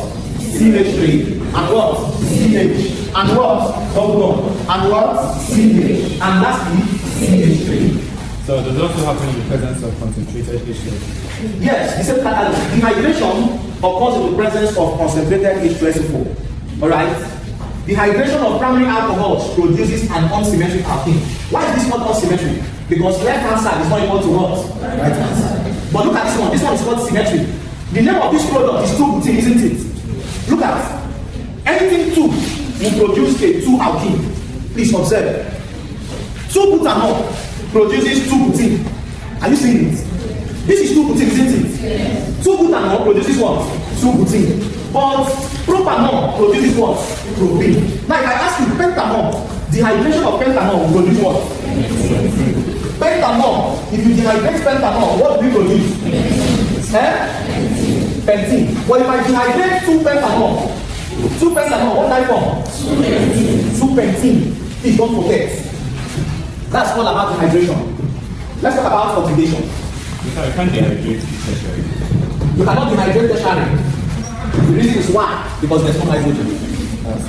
Dehydration is the over of OH and hydrogen. Tertiary does not have hydrogen. Oxidation of alcohol. In oxidation of alcohol, primary alcohol, please write this alcohol part, is very important. Oxidation of alcohol, primary alcohol will oxidize to form carboxylic acid. Primary alcohols will oxidize to form carboxylic acid. Primary alcohols will oxidize to form carboxylic what? Acid. Secondary alcohols will oxidize to form a ketone. I said primary alcohol oxidize to form carboxylic. Secondary alcohol will oxidize to form a ketone.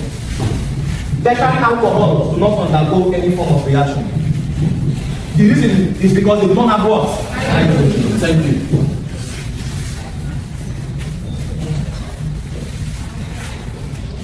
Alright, since we know that, let's take an example.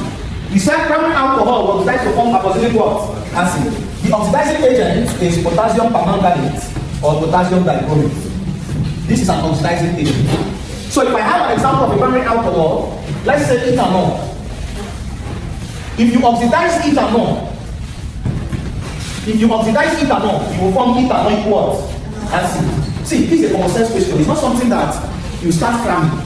Since you know the basic principles, that when you oxidize a primary alcohol, you form carboxylic what? Acid. If I oxidize propanol is a primary alcohol? Yes. Oxidize propanol, what do you form? Propanoic acid. Nobody is asking you for structure tests in exams. And before the exam, you'll be writing the structural reactions. That is why I'm not talking about the whole of reactions, because it's test. Test is more of nomenclature and just basic reactions. Basic ones. These are primary alcohols. When you oxidize them, you form carboxylic acid. If you dehydrate ethanol, who can tell us? If you dehydrate ethanol, what do you form? If you dehydrate ethanol, is it ethane or ethene? Ethene. If you dehydrate propanol, what do you form? If you dehydrate, if you dehydrate 2-propanol, you still come back to propene. If you dehydrate 2-butanol, you form what? 2-butene. Thank you. That's it. This is all about oxidation of alcohols. The last one, I don't want to go into the structure because nobody's going to ask the structure, they just understand the reaction pattern. Primary produces carboxylic. Now, if I have a secondary alcohol, all these are primary. This is a primary alcohol. All these are primary alcohol. Let's look at the secondary alcohol. The secondary alcohol, who can give us an example of a secondary alcohol? 2-pentanol, ethanol, secondary 2-propanol. Yes. 2-propanol, secondary must have 2. Anything 2 is secondary. 2-propanol, 2-butanol, anything 2 is secondary. But if you do not see this 2, it is what? So 2-propanol is secondary alcohol. And secondary alcohol, they oxidize to form what? Ketone. 2-propanol, when you oxidize 2-propanol, you form 2-propanol. Look at it. 2 propanol, secondly, you are still forming 2 what? Propanol. Are you saying that the 2 is still there? The 2 is still there. So if I give you something like this now, 2 butanol. This is secondary, isn't it? Oxidized secondary alcohol. What do you form? 2 butanol. But if I remove these 2 now and say oxidize it, what do you form? Butanoic acid. Are you following? Yes. 2, whenever you see 2, it is secondary. Without the 2, it is what? Primary. Oxidation of primary produces carboxylate. Oxidation of secondary produces what? Ketone. Let's say CH3 OH, okay, plus CH3 C OOH, alright? It's a reversible reaction. Please put your phones on silent. The catalyst is concentrated H2SO4. This is methanol because it's 1 carbon. This is ethanoic acid. Alright? So methanol plus ethanoic acid, carboxylic acid is the strongest functional group. So what is happening is that CH3 will displace this hydrogen here. So I'm going to have something that looks like this. I'm going to have something that looks like this. At the end of my reaction, I have something that looks like this. CH3 to C, double bonded to oxygen to O.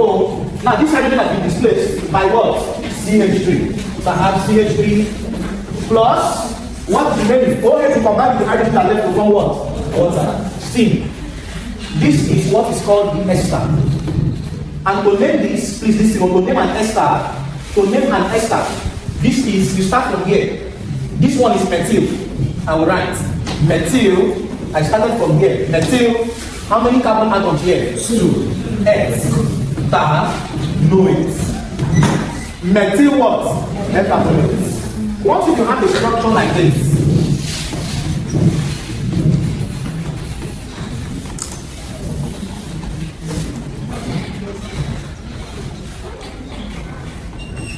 What if you have something like this? What's the name of this one? This is propyl what? Propyl ethanol. The forward reaction, please listen, when alcohol reacts with carboxylic acid, the name of the forward reaction is called esterification. The backward reaction is called hydrolysis. The forward reaction is called what? Esterification. The backward reaction is called what? Hydrolysis. Are you following? Alright, let's take the first question. Question 1. Bond length of anything having a triple bond. Please listen. Bond length of anything having a triple bond is 1.211 angstrom. Anything having a double bond, bond length is 1.34 angstrom. Anything having a single bond, bond length is 1.54 angstrom. Please take note. Bond length for anything having a triple bond, provided that structure is having a triple bond, 1.21 angstrom. Double bond 1.34 angstrom. Single bond 1.5 angstrom. Alright? What about bond angle? Bond angle.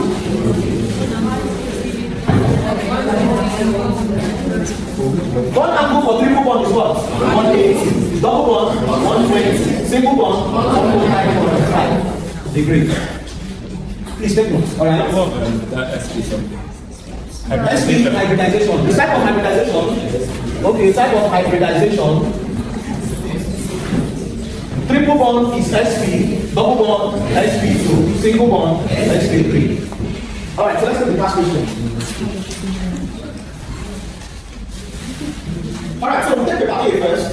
When I'm done reading the first question, I will forward it to the register group and the private group. So you get to say. Alright, so I will take 2 questions at 10. No, yeah, 12 in numbers. 12. So I will take from this part and I will take from this part. Alright? But I just go get the answer from there directly.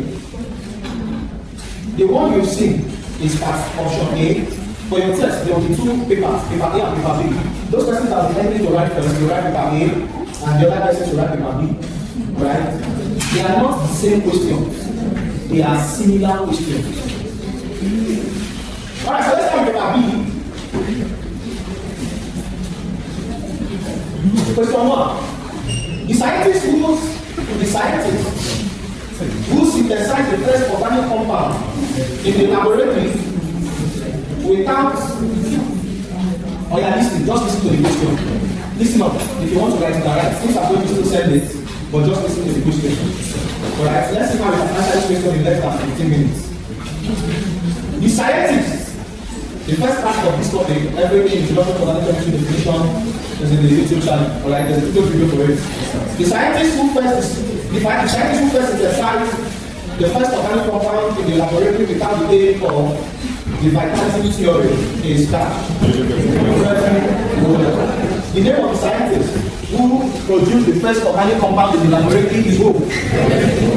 Frederick Wohler.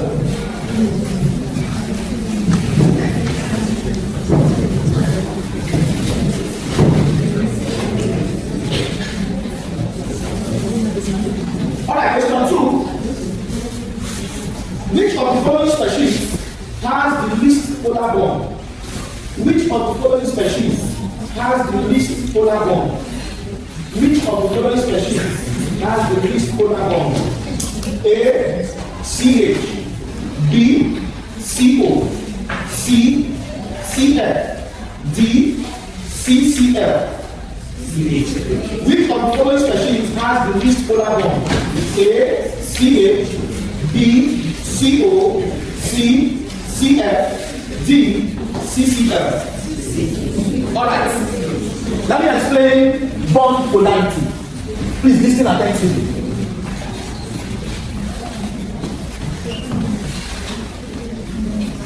Bond polarity, please listen attentively.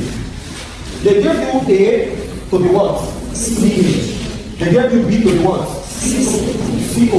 They gave you C to be what? CCl.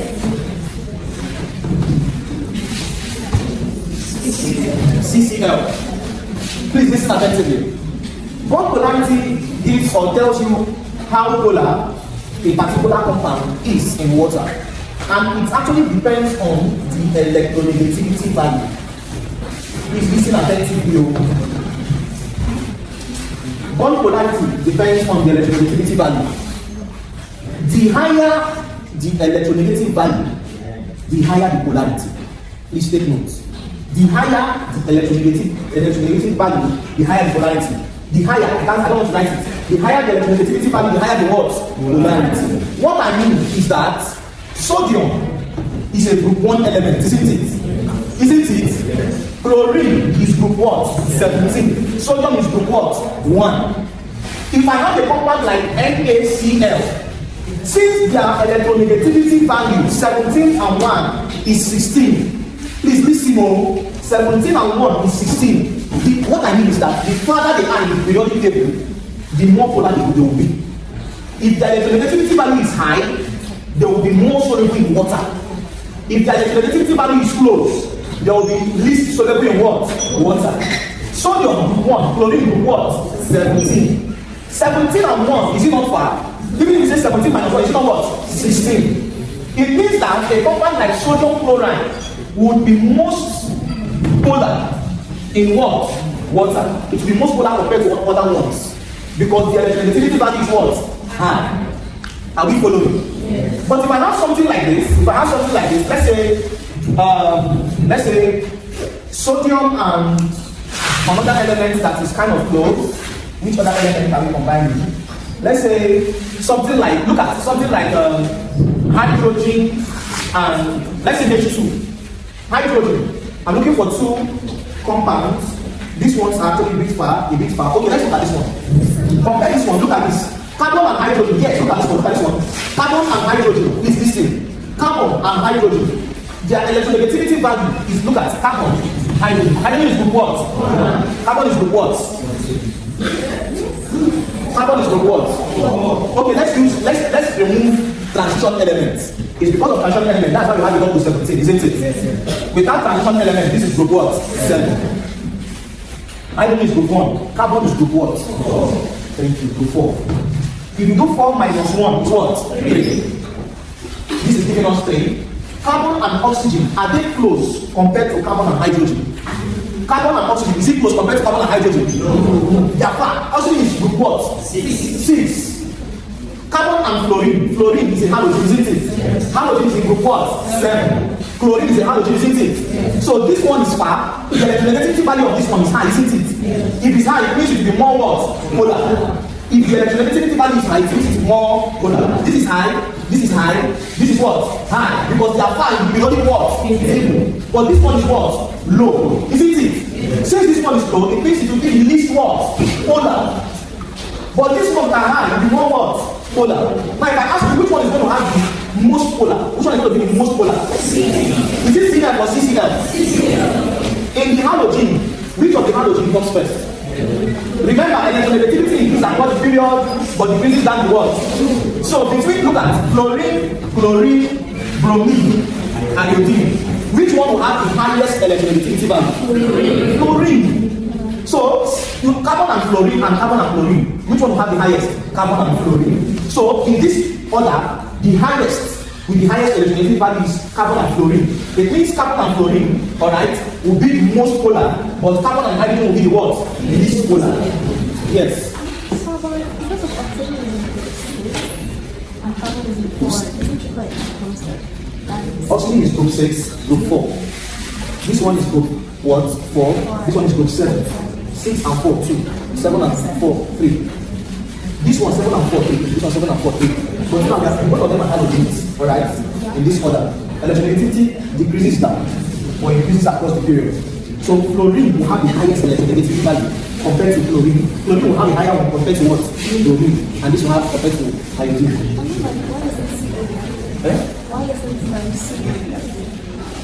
Why is it C? Why is it? It's not reacting. They actually which one is the least polar. The least polar is carbon and hydrogen. Maximum, the most polar is. Alright, question 2. Is it question 4 or question 1? Question 3. Question 3. Again, now you didn't answer this one. Please, did you understand this one? Yes. The higher the electronegativity value, the higher the what? Polarity. The smaller the electronegativity value, the smaller the what? Polarity. If you have something H2, Cl2, let's say carbon and chlorine, sodium and chlorine. From this, please listen. Which one will have the highest polarity? If you're pressing your phone, I'll ask the question. Which one has the highest polarity? Sodium and what? Thank you, because their gap is very far, isn't it? The bigger their gap in the periodic table, the more what? Polar. But the more they are close, look at hydrogen is not in the same group. Chlorine is the same. Whenever you see it like this and diatonic, the electronegativity value is 0. Are you following? So this is the one that will have the highest negativity value, sodium fluoride. It will be the most polar, followed by which one again? Carbon fluoride. Followed by which one again? Chlorine, Cl2, and the least is what? Hydrogen. Alright, question 3. Ethane has dash primary carbon and dash secondary hydrogen atoms. What's the answer? Ethane, not ethene, ethane, A-N-E. Ethane has dash primary carbon and dash secondary hydrogen atoms. Sometimes you don't know this.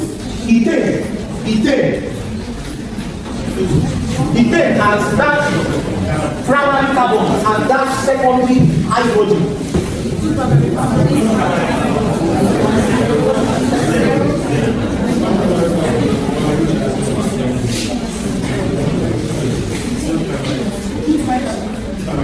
Who knows the answer to the question?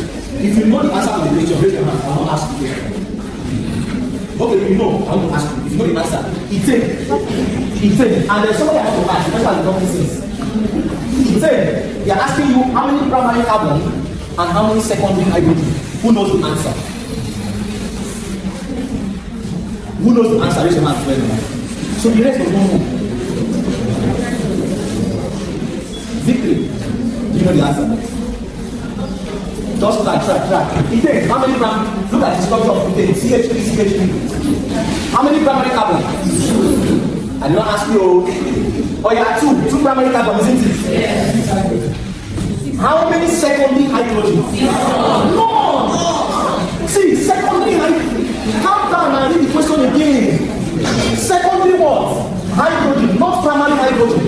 hydrogen is called primary hydrogen? Because this carbon is called primary carbon, so this hydrogen is primary hydrogen. So we have 2 primary carbon, but 0 secondary what? Hydrogen. Question 4. Question 4. The following affect rates of reaction except that. The following affect rates of reaction except that. A, temperature, B, quantum rate, C, concentration, D, catalyst. Quantum rate. Question 5. The reaction of primary amine. Question 5. The reaction of primary amine with an alkyl yields that. The reaction of primary amine with an alkyl yields that. Amine. The reaction of primary. Let's try to be quick before 2 p.m. The reaction, please read the question. Say the reaction between what?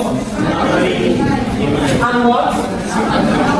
CH3, CH2. If you don't understand the chemistry of amines, this one, or amines, alright? There's a detailed video in my YouTube channel for it. This is a primary amine because the hydrogen is primary hydrogen. And alcohol, CH3, C, the bonded to oxygen and hydrogen. The reaction between a primary amine and an alcohol called an aldehyde will produce what is called an amine. Please take notes.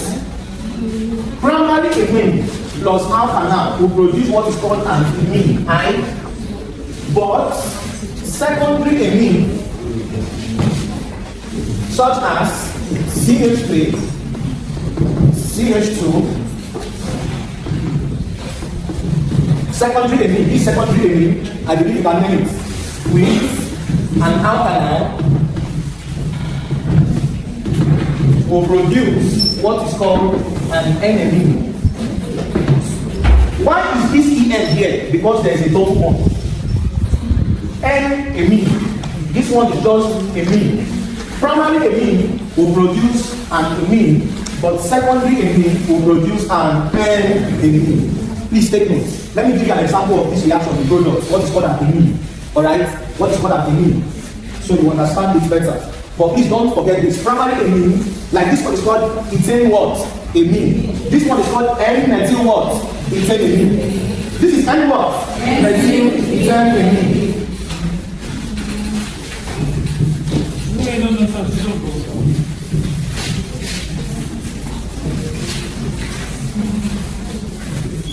Alright, so let's go fast. Depending on showing the reaction. Should I show you the reaction? Huh? Alright, question 6. How many stereogenic carbons can be found in? How many stereogenic carbons? I will take this past question, then the other one similar to this, you can do it yourself. There's something I forgot to tell you. Please take notes. Diols, before I forget. Diols, dehydration of diols. Please listen. Dehydration of diols forms a diene. Dehydration of diols forms a what? Diene. There are 3 types of diene. Let me quickly say this. There is cumulated diene. There is isolated diene. And there is conjugated. Please listen. Cumulated diene. Cumulated, they are choked together. Look at cumulated diene, carbon double bonded to carbon, double bonded to carbon. Like this. No space. Please listen. Cumulated, they are choked up. Double bond. Isolated, carbon double bonded to carbon, single bond, double bond. This is isolated. Isolated are isolated. They are far from the name. Isolated. Double bond here, double bond here. Conjugated. Double single. Please don't forget. Conjugated diene, carbon double bonded to carbon, double bonded, single bonded. Look at conjugated. Conjugated, double single. In conjugated, double bond is alternating what? Single bond. Double single is conjugated. Double, and you see the next double at the last. Isolated. Cumulated is double. Cumulated. Let's continue.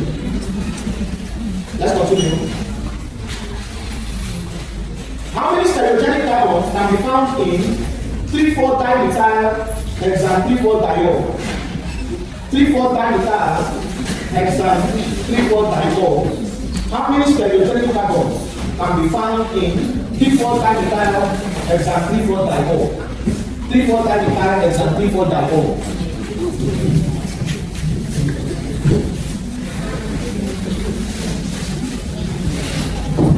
If I get to question 10, I think the others you can name them because you've done it. We said it's 3,4 what?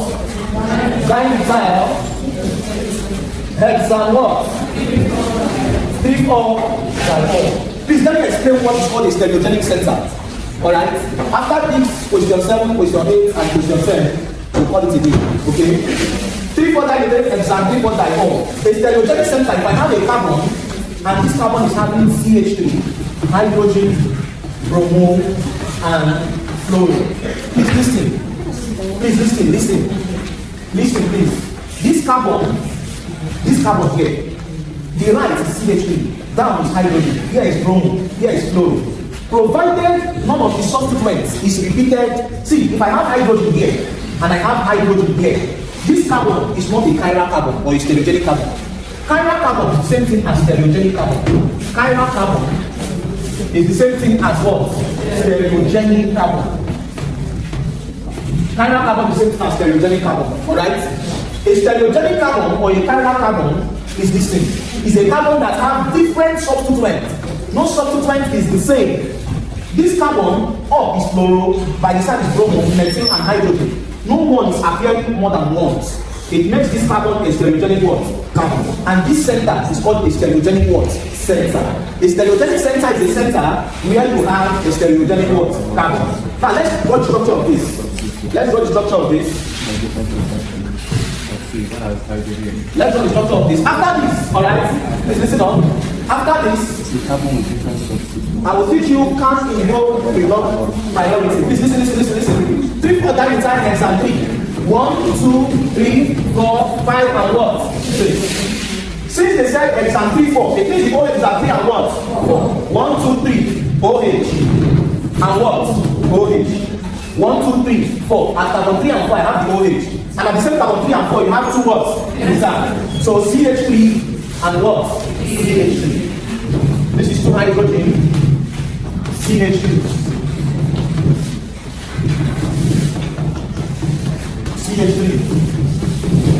Now look at this. They are asking me how many stereogenic centers are present in this structure. Now look at this. It's 2, but how do we know it's 2? Please listen up. If I consider this carbon is having hydrogen up. Hydrogen is appearing more than once. So this carbon is not the stereogenic what? Center or carbon.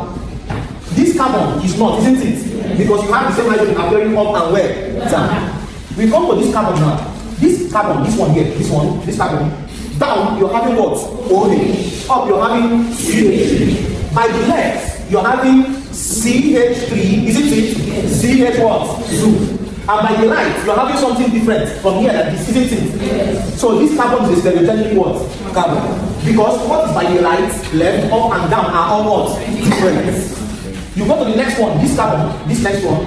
Up you have what? CH3. Down you have what? OH. By the right you have CH2, CH3. And by the left you have something different, isn't it? Yes. So this carbon is a stereogenic carbon. And this is a stereogenic center. So this is 1 and 2. If you compare this one, this carbon is stereogenic. Is this stereogenic? No. Hydrogen is appearing twice. So how many stereogenic centers do we have here? 2. Now who can try in propanol? How many stereogenic centers in propanol? Propanol is CH3, CH2, CH2, OH. How many? 1? Let's see. Somebody said 1. Let's see this one. This is CH3, isn't it? So what? CH2. And I have what? CH2, and I have what? OH. Now compare this carbon. This carbon is not, isn't it? Hydrogen is up and where? This carbon is what? It's not, isn't it? Hydrogen is up and where? This carbon is not, isn't it? Hydrogen is up and where? So how many stereogenic centers in propanol? None. They will give you options. Do you understand what is a stereogenic center? Yes. Alright, so let's take question 7. Let's have a question answer for today. Question 7. According to Markovnikov's rule, what will be the major products obtained from the addition? According to Markovnikov's rule, what will be the products? According to Markovnikov's rule, what will be the major products obtained from the addition of hydrogen chloride to propene? According to Markovnikov's rule, what will be the major products obtained from the addition of hydrogen chloride to propene? The answer will be 2-bromo-propane. Markovnikov's product is always a 2-bromo product, isn't it? There's a video for it. There's a detailed video of Markovnikov on the YouTube channel. A detailed video of Markovnikov.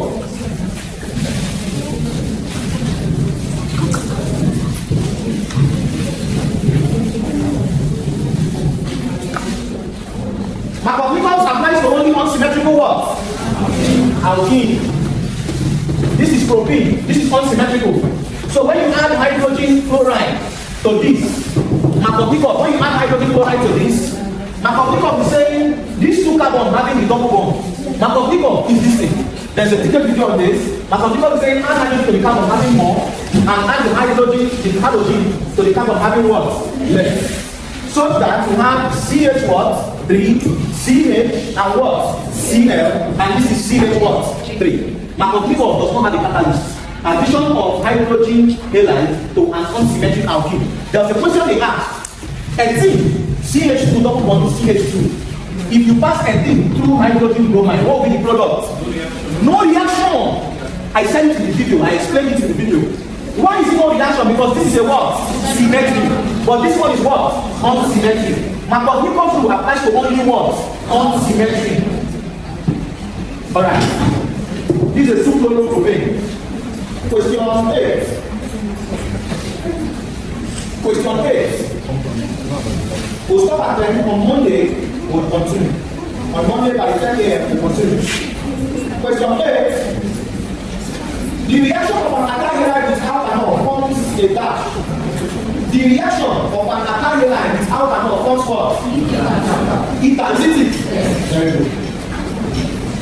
Glycerol, question 1. For this paper B, please listen. For this paper B, they said glycerol is an example of that. For paper A, they said glycol.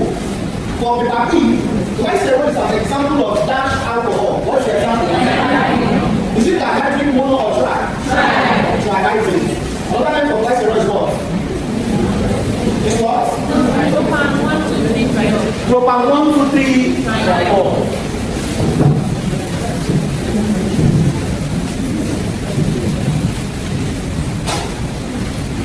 Question 10, the last one before we go today. Indicate whether the following species are primary, secondary, or tertiary.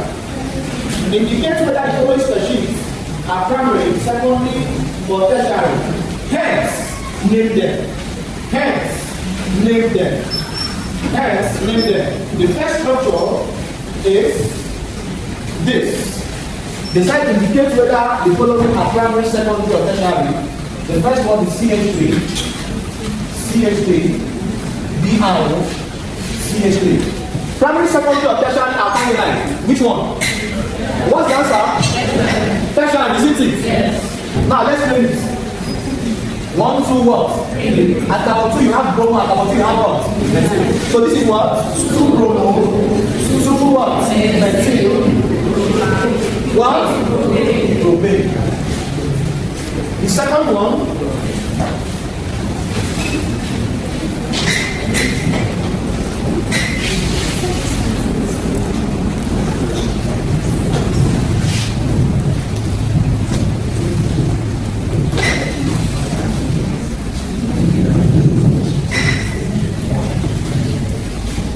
What class is this one? First of all, what's the name of this compound? What is it? Is it an alcohol? Amines, amines? Amines, isn't it? Due to the presence of what? Nitrogen. Are we following? Yes. What class? Primary, secondary, tertiary? Huh? Wait, I want to ask somebody. Who knows it? If you know it, raise your hands. I won't ask you. If you know it, raise your hands. I won't ask you. Nobody knows this. Now you can never forsake me. Something I don't stop now. Who knows it? So I can stop. Okay, who doesn't know it? That means I can point anybody now. Okay, for the person I was smiling. This is what? Because of how many nitrogen? One nitrogen is what is making this what? Secondary. If there was no nitrogen here, it was something like this. What would it be? Just shine. I've tried though. So, who can try to name it? Who can try to name this amine? Who can try? Who can try? Try now, try. Who wants to try? Feel free to make mistakes. Who wants to try?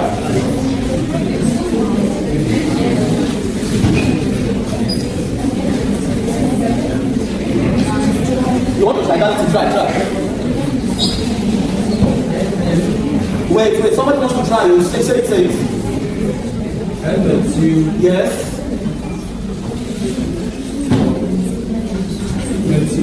Wait, say it again. Yes. Got me?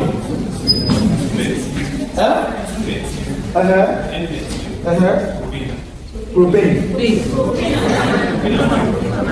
Somebody, you're not listening to it. Yes. Sure. Yes. Good. That is it. That's what I want to hear. N-methyl. Isn't it? Yes. N-methyl.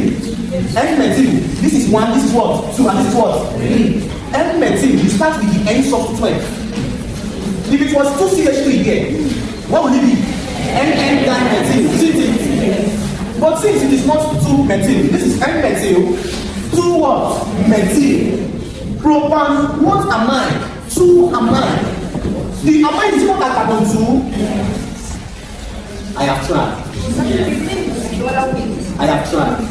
Let me which way. Let me go that way. Is it not that way we put the 2 before the... Let me go that way. If it sounds funny to people, it's wrong. Let me go that way. Some people are really tired. They're not saying anything. Welcome to... You said they want to come to school. In my lecture, I tell you, you said you want to come to school. Somebody asked you want to go. You said you want to come to school. But do you understand that nomenclature? Yes. Nobody can say they don't understand. I taught this. In fact, if you don't understand nomenclature of amine, there's a detailed video. It's the last video I just uploaded. Check that. Amines and Nitriles. This is very simple. N-methyl. We did something like this, isn't it? Isn't it? No question about it.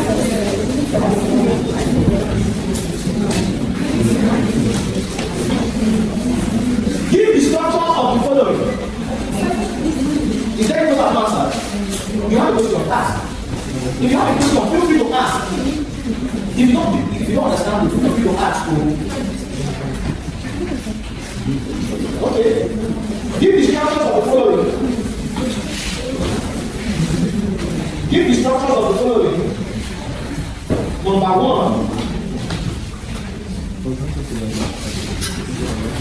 2-propene nitride. Number 1, 2-propene nitride. Give the structures of the following. Number 1, 2-propene nitride. I will give the names of the structures and I will call people from different directions that I can observing that are not able to come and draw it. So get ready. Number 1, 2-propene nitride. Number 2, N-methyl.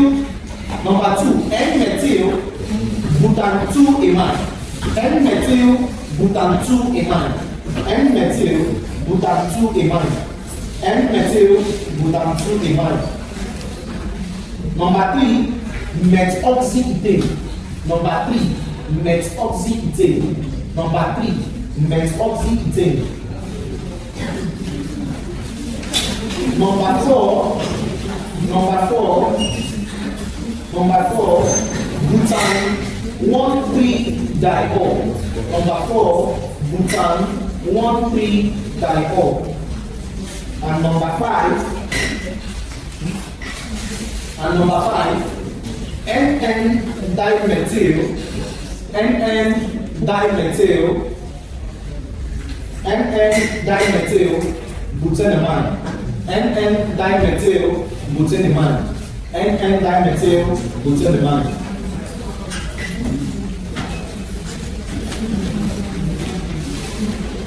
So I gave 5 structures, isn't it? Structure 1 is what? 2-propyl nitrile. Since I don't do nitrile in this class, but in the YouTube video, I will do it. Or anybody wants to try? Yeah.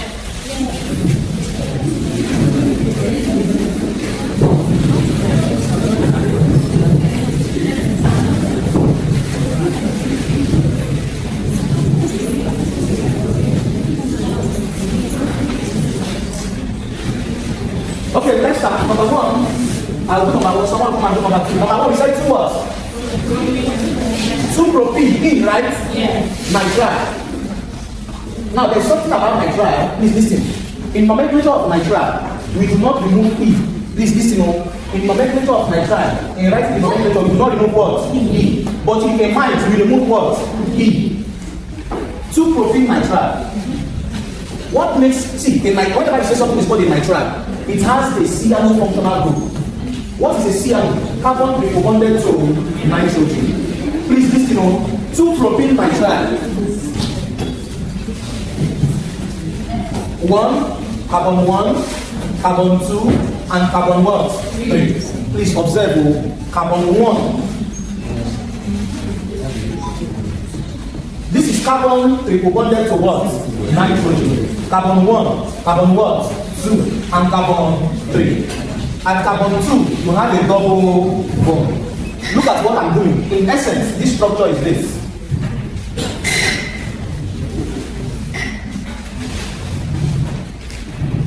This is called 2-propyl nitrile. 2-propyl, because the double bond is at carbon where? 2. And the nitrile is at carbon 1. See, double triple bonded to nitrogen is called nitrile. It's a functional group.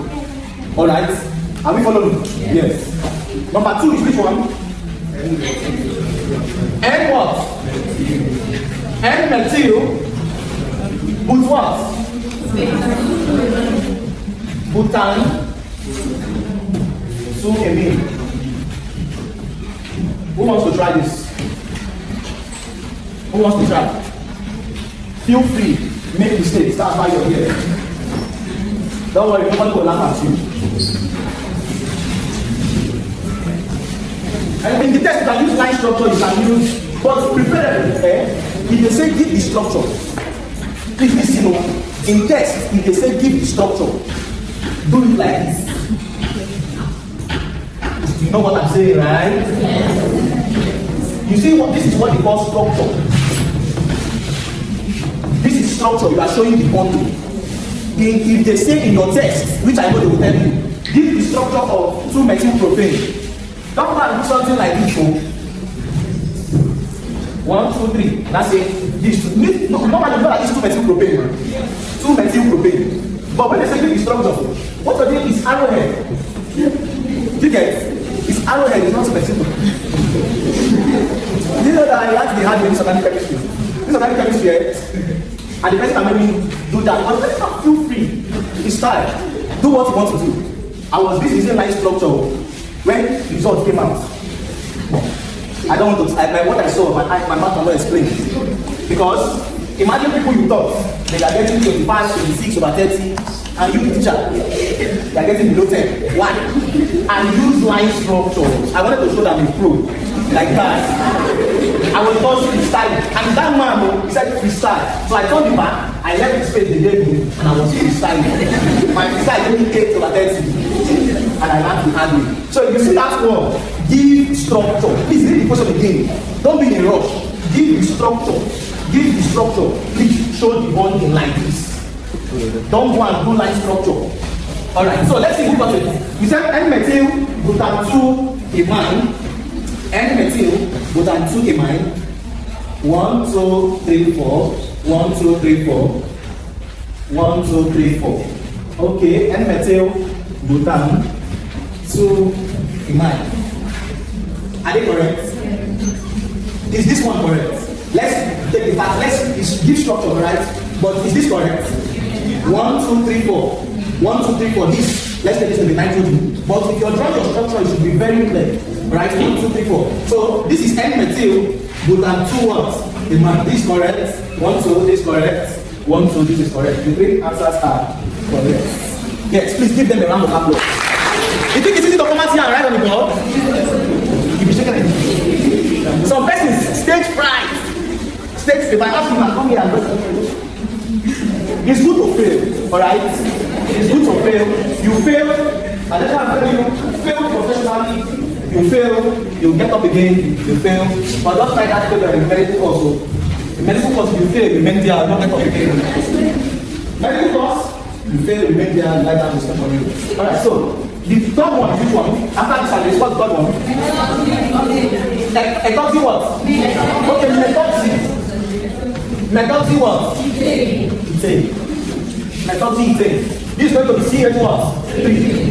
O and what? CH2. But if you write it like this, since they say give structure, give what?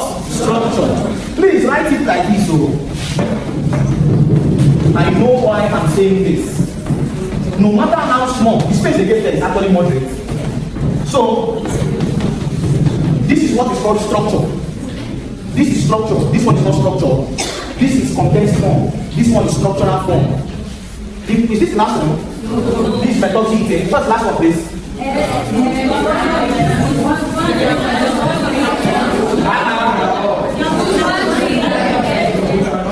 Butan 1,3-diol, isn't it? Butan 1,3-diol. Put is 4 carbon. 1, 2, 3, and what? 4. If this is carbon 1, carbon 2, carbon 3. At carbon 1 and 3, you have what? OH.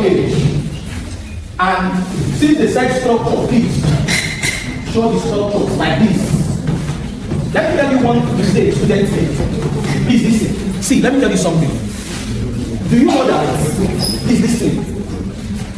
Do you know that? Listen.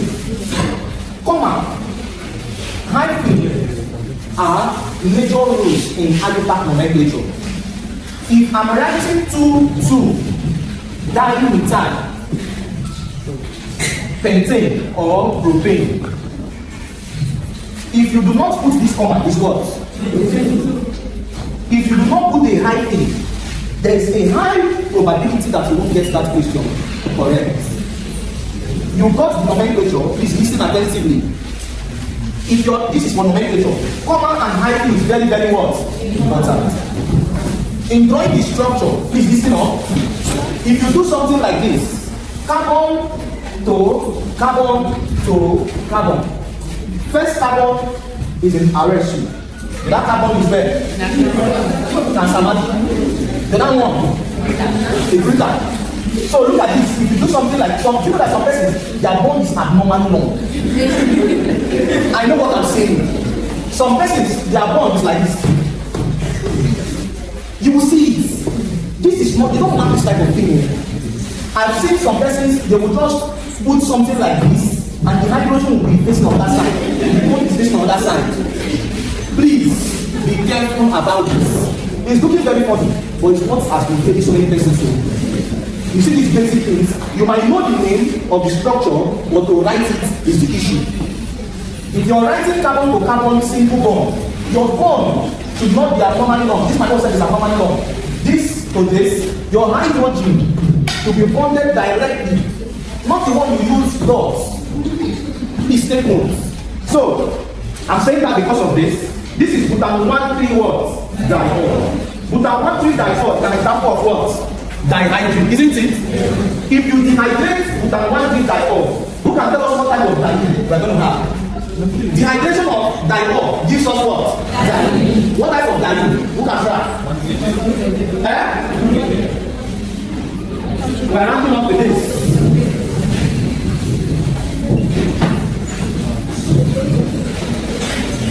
Butan 1,3 diol. 1, 2, 3, 4. 1, 3. If you dehydrate it, please listen. if you dehydrate it, please listen attentively. This is hydrogen. They will not listen on. Is it me that is writing? It's not me. You should know. I am not an undergraduate. I am not. Alright. So if you want to eliminate, we are removing water molecules. So hydrogen and what? OH. We'll find it up on here. Hydrogen and what? OH. We'll find it up on here. So what we have? CH, double one, yes. CH, single one, CH, double one. This type of diene is what type? Conjugated. Double single dot is conjugated. Madam, on Monday, we'll exhaustively. The last one? What's the last one? Okay, NN what?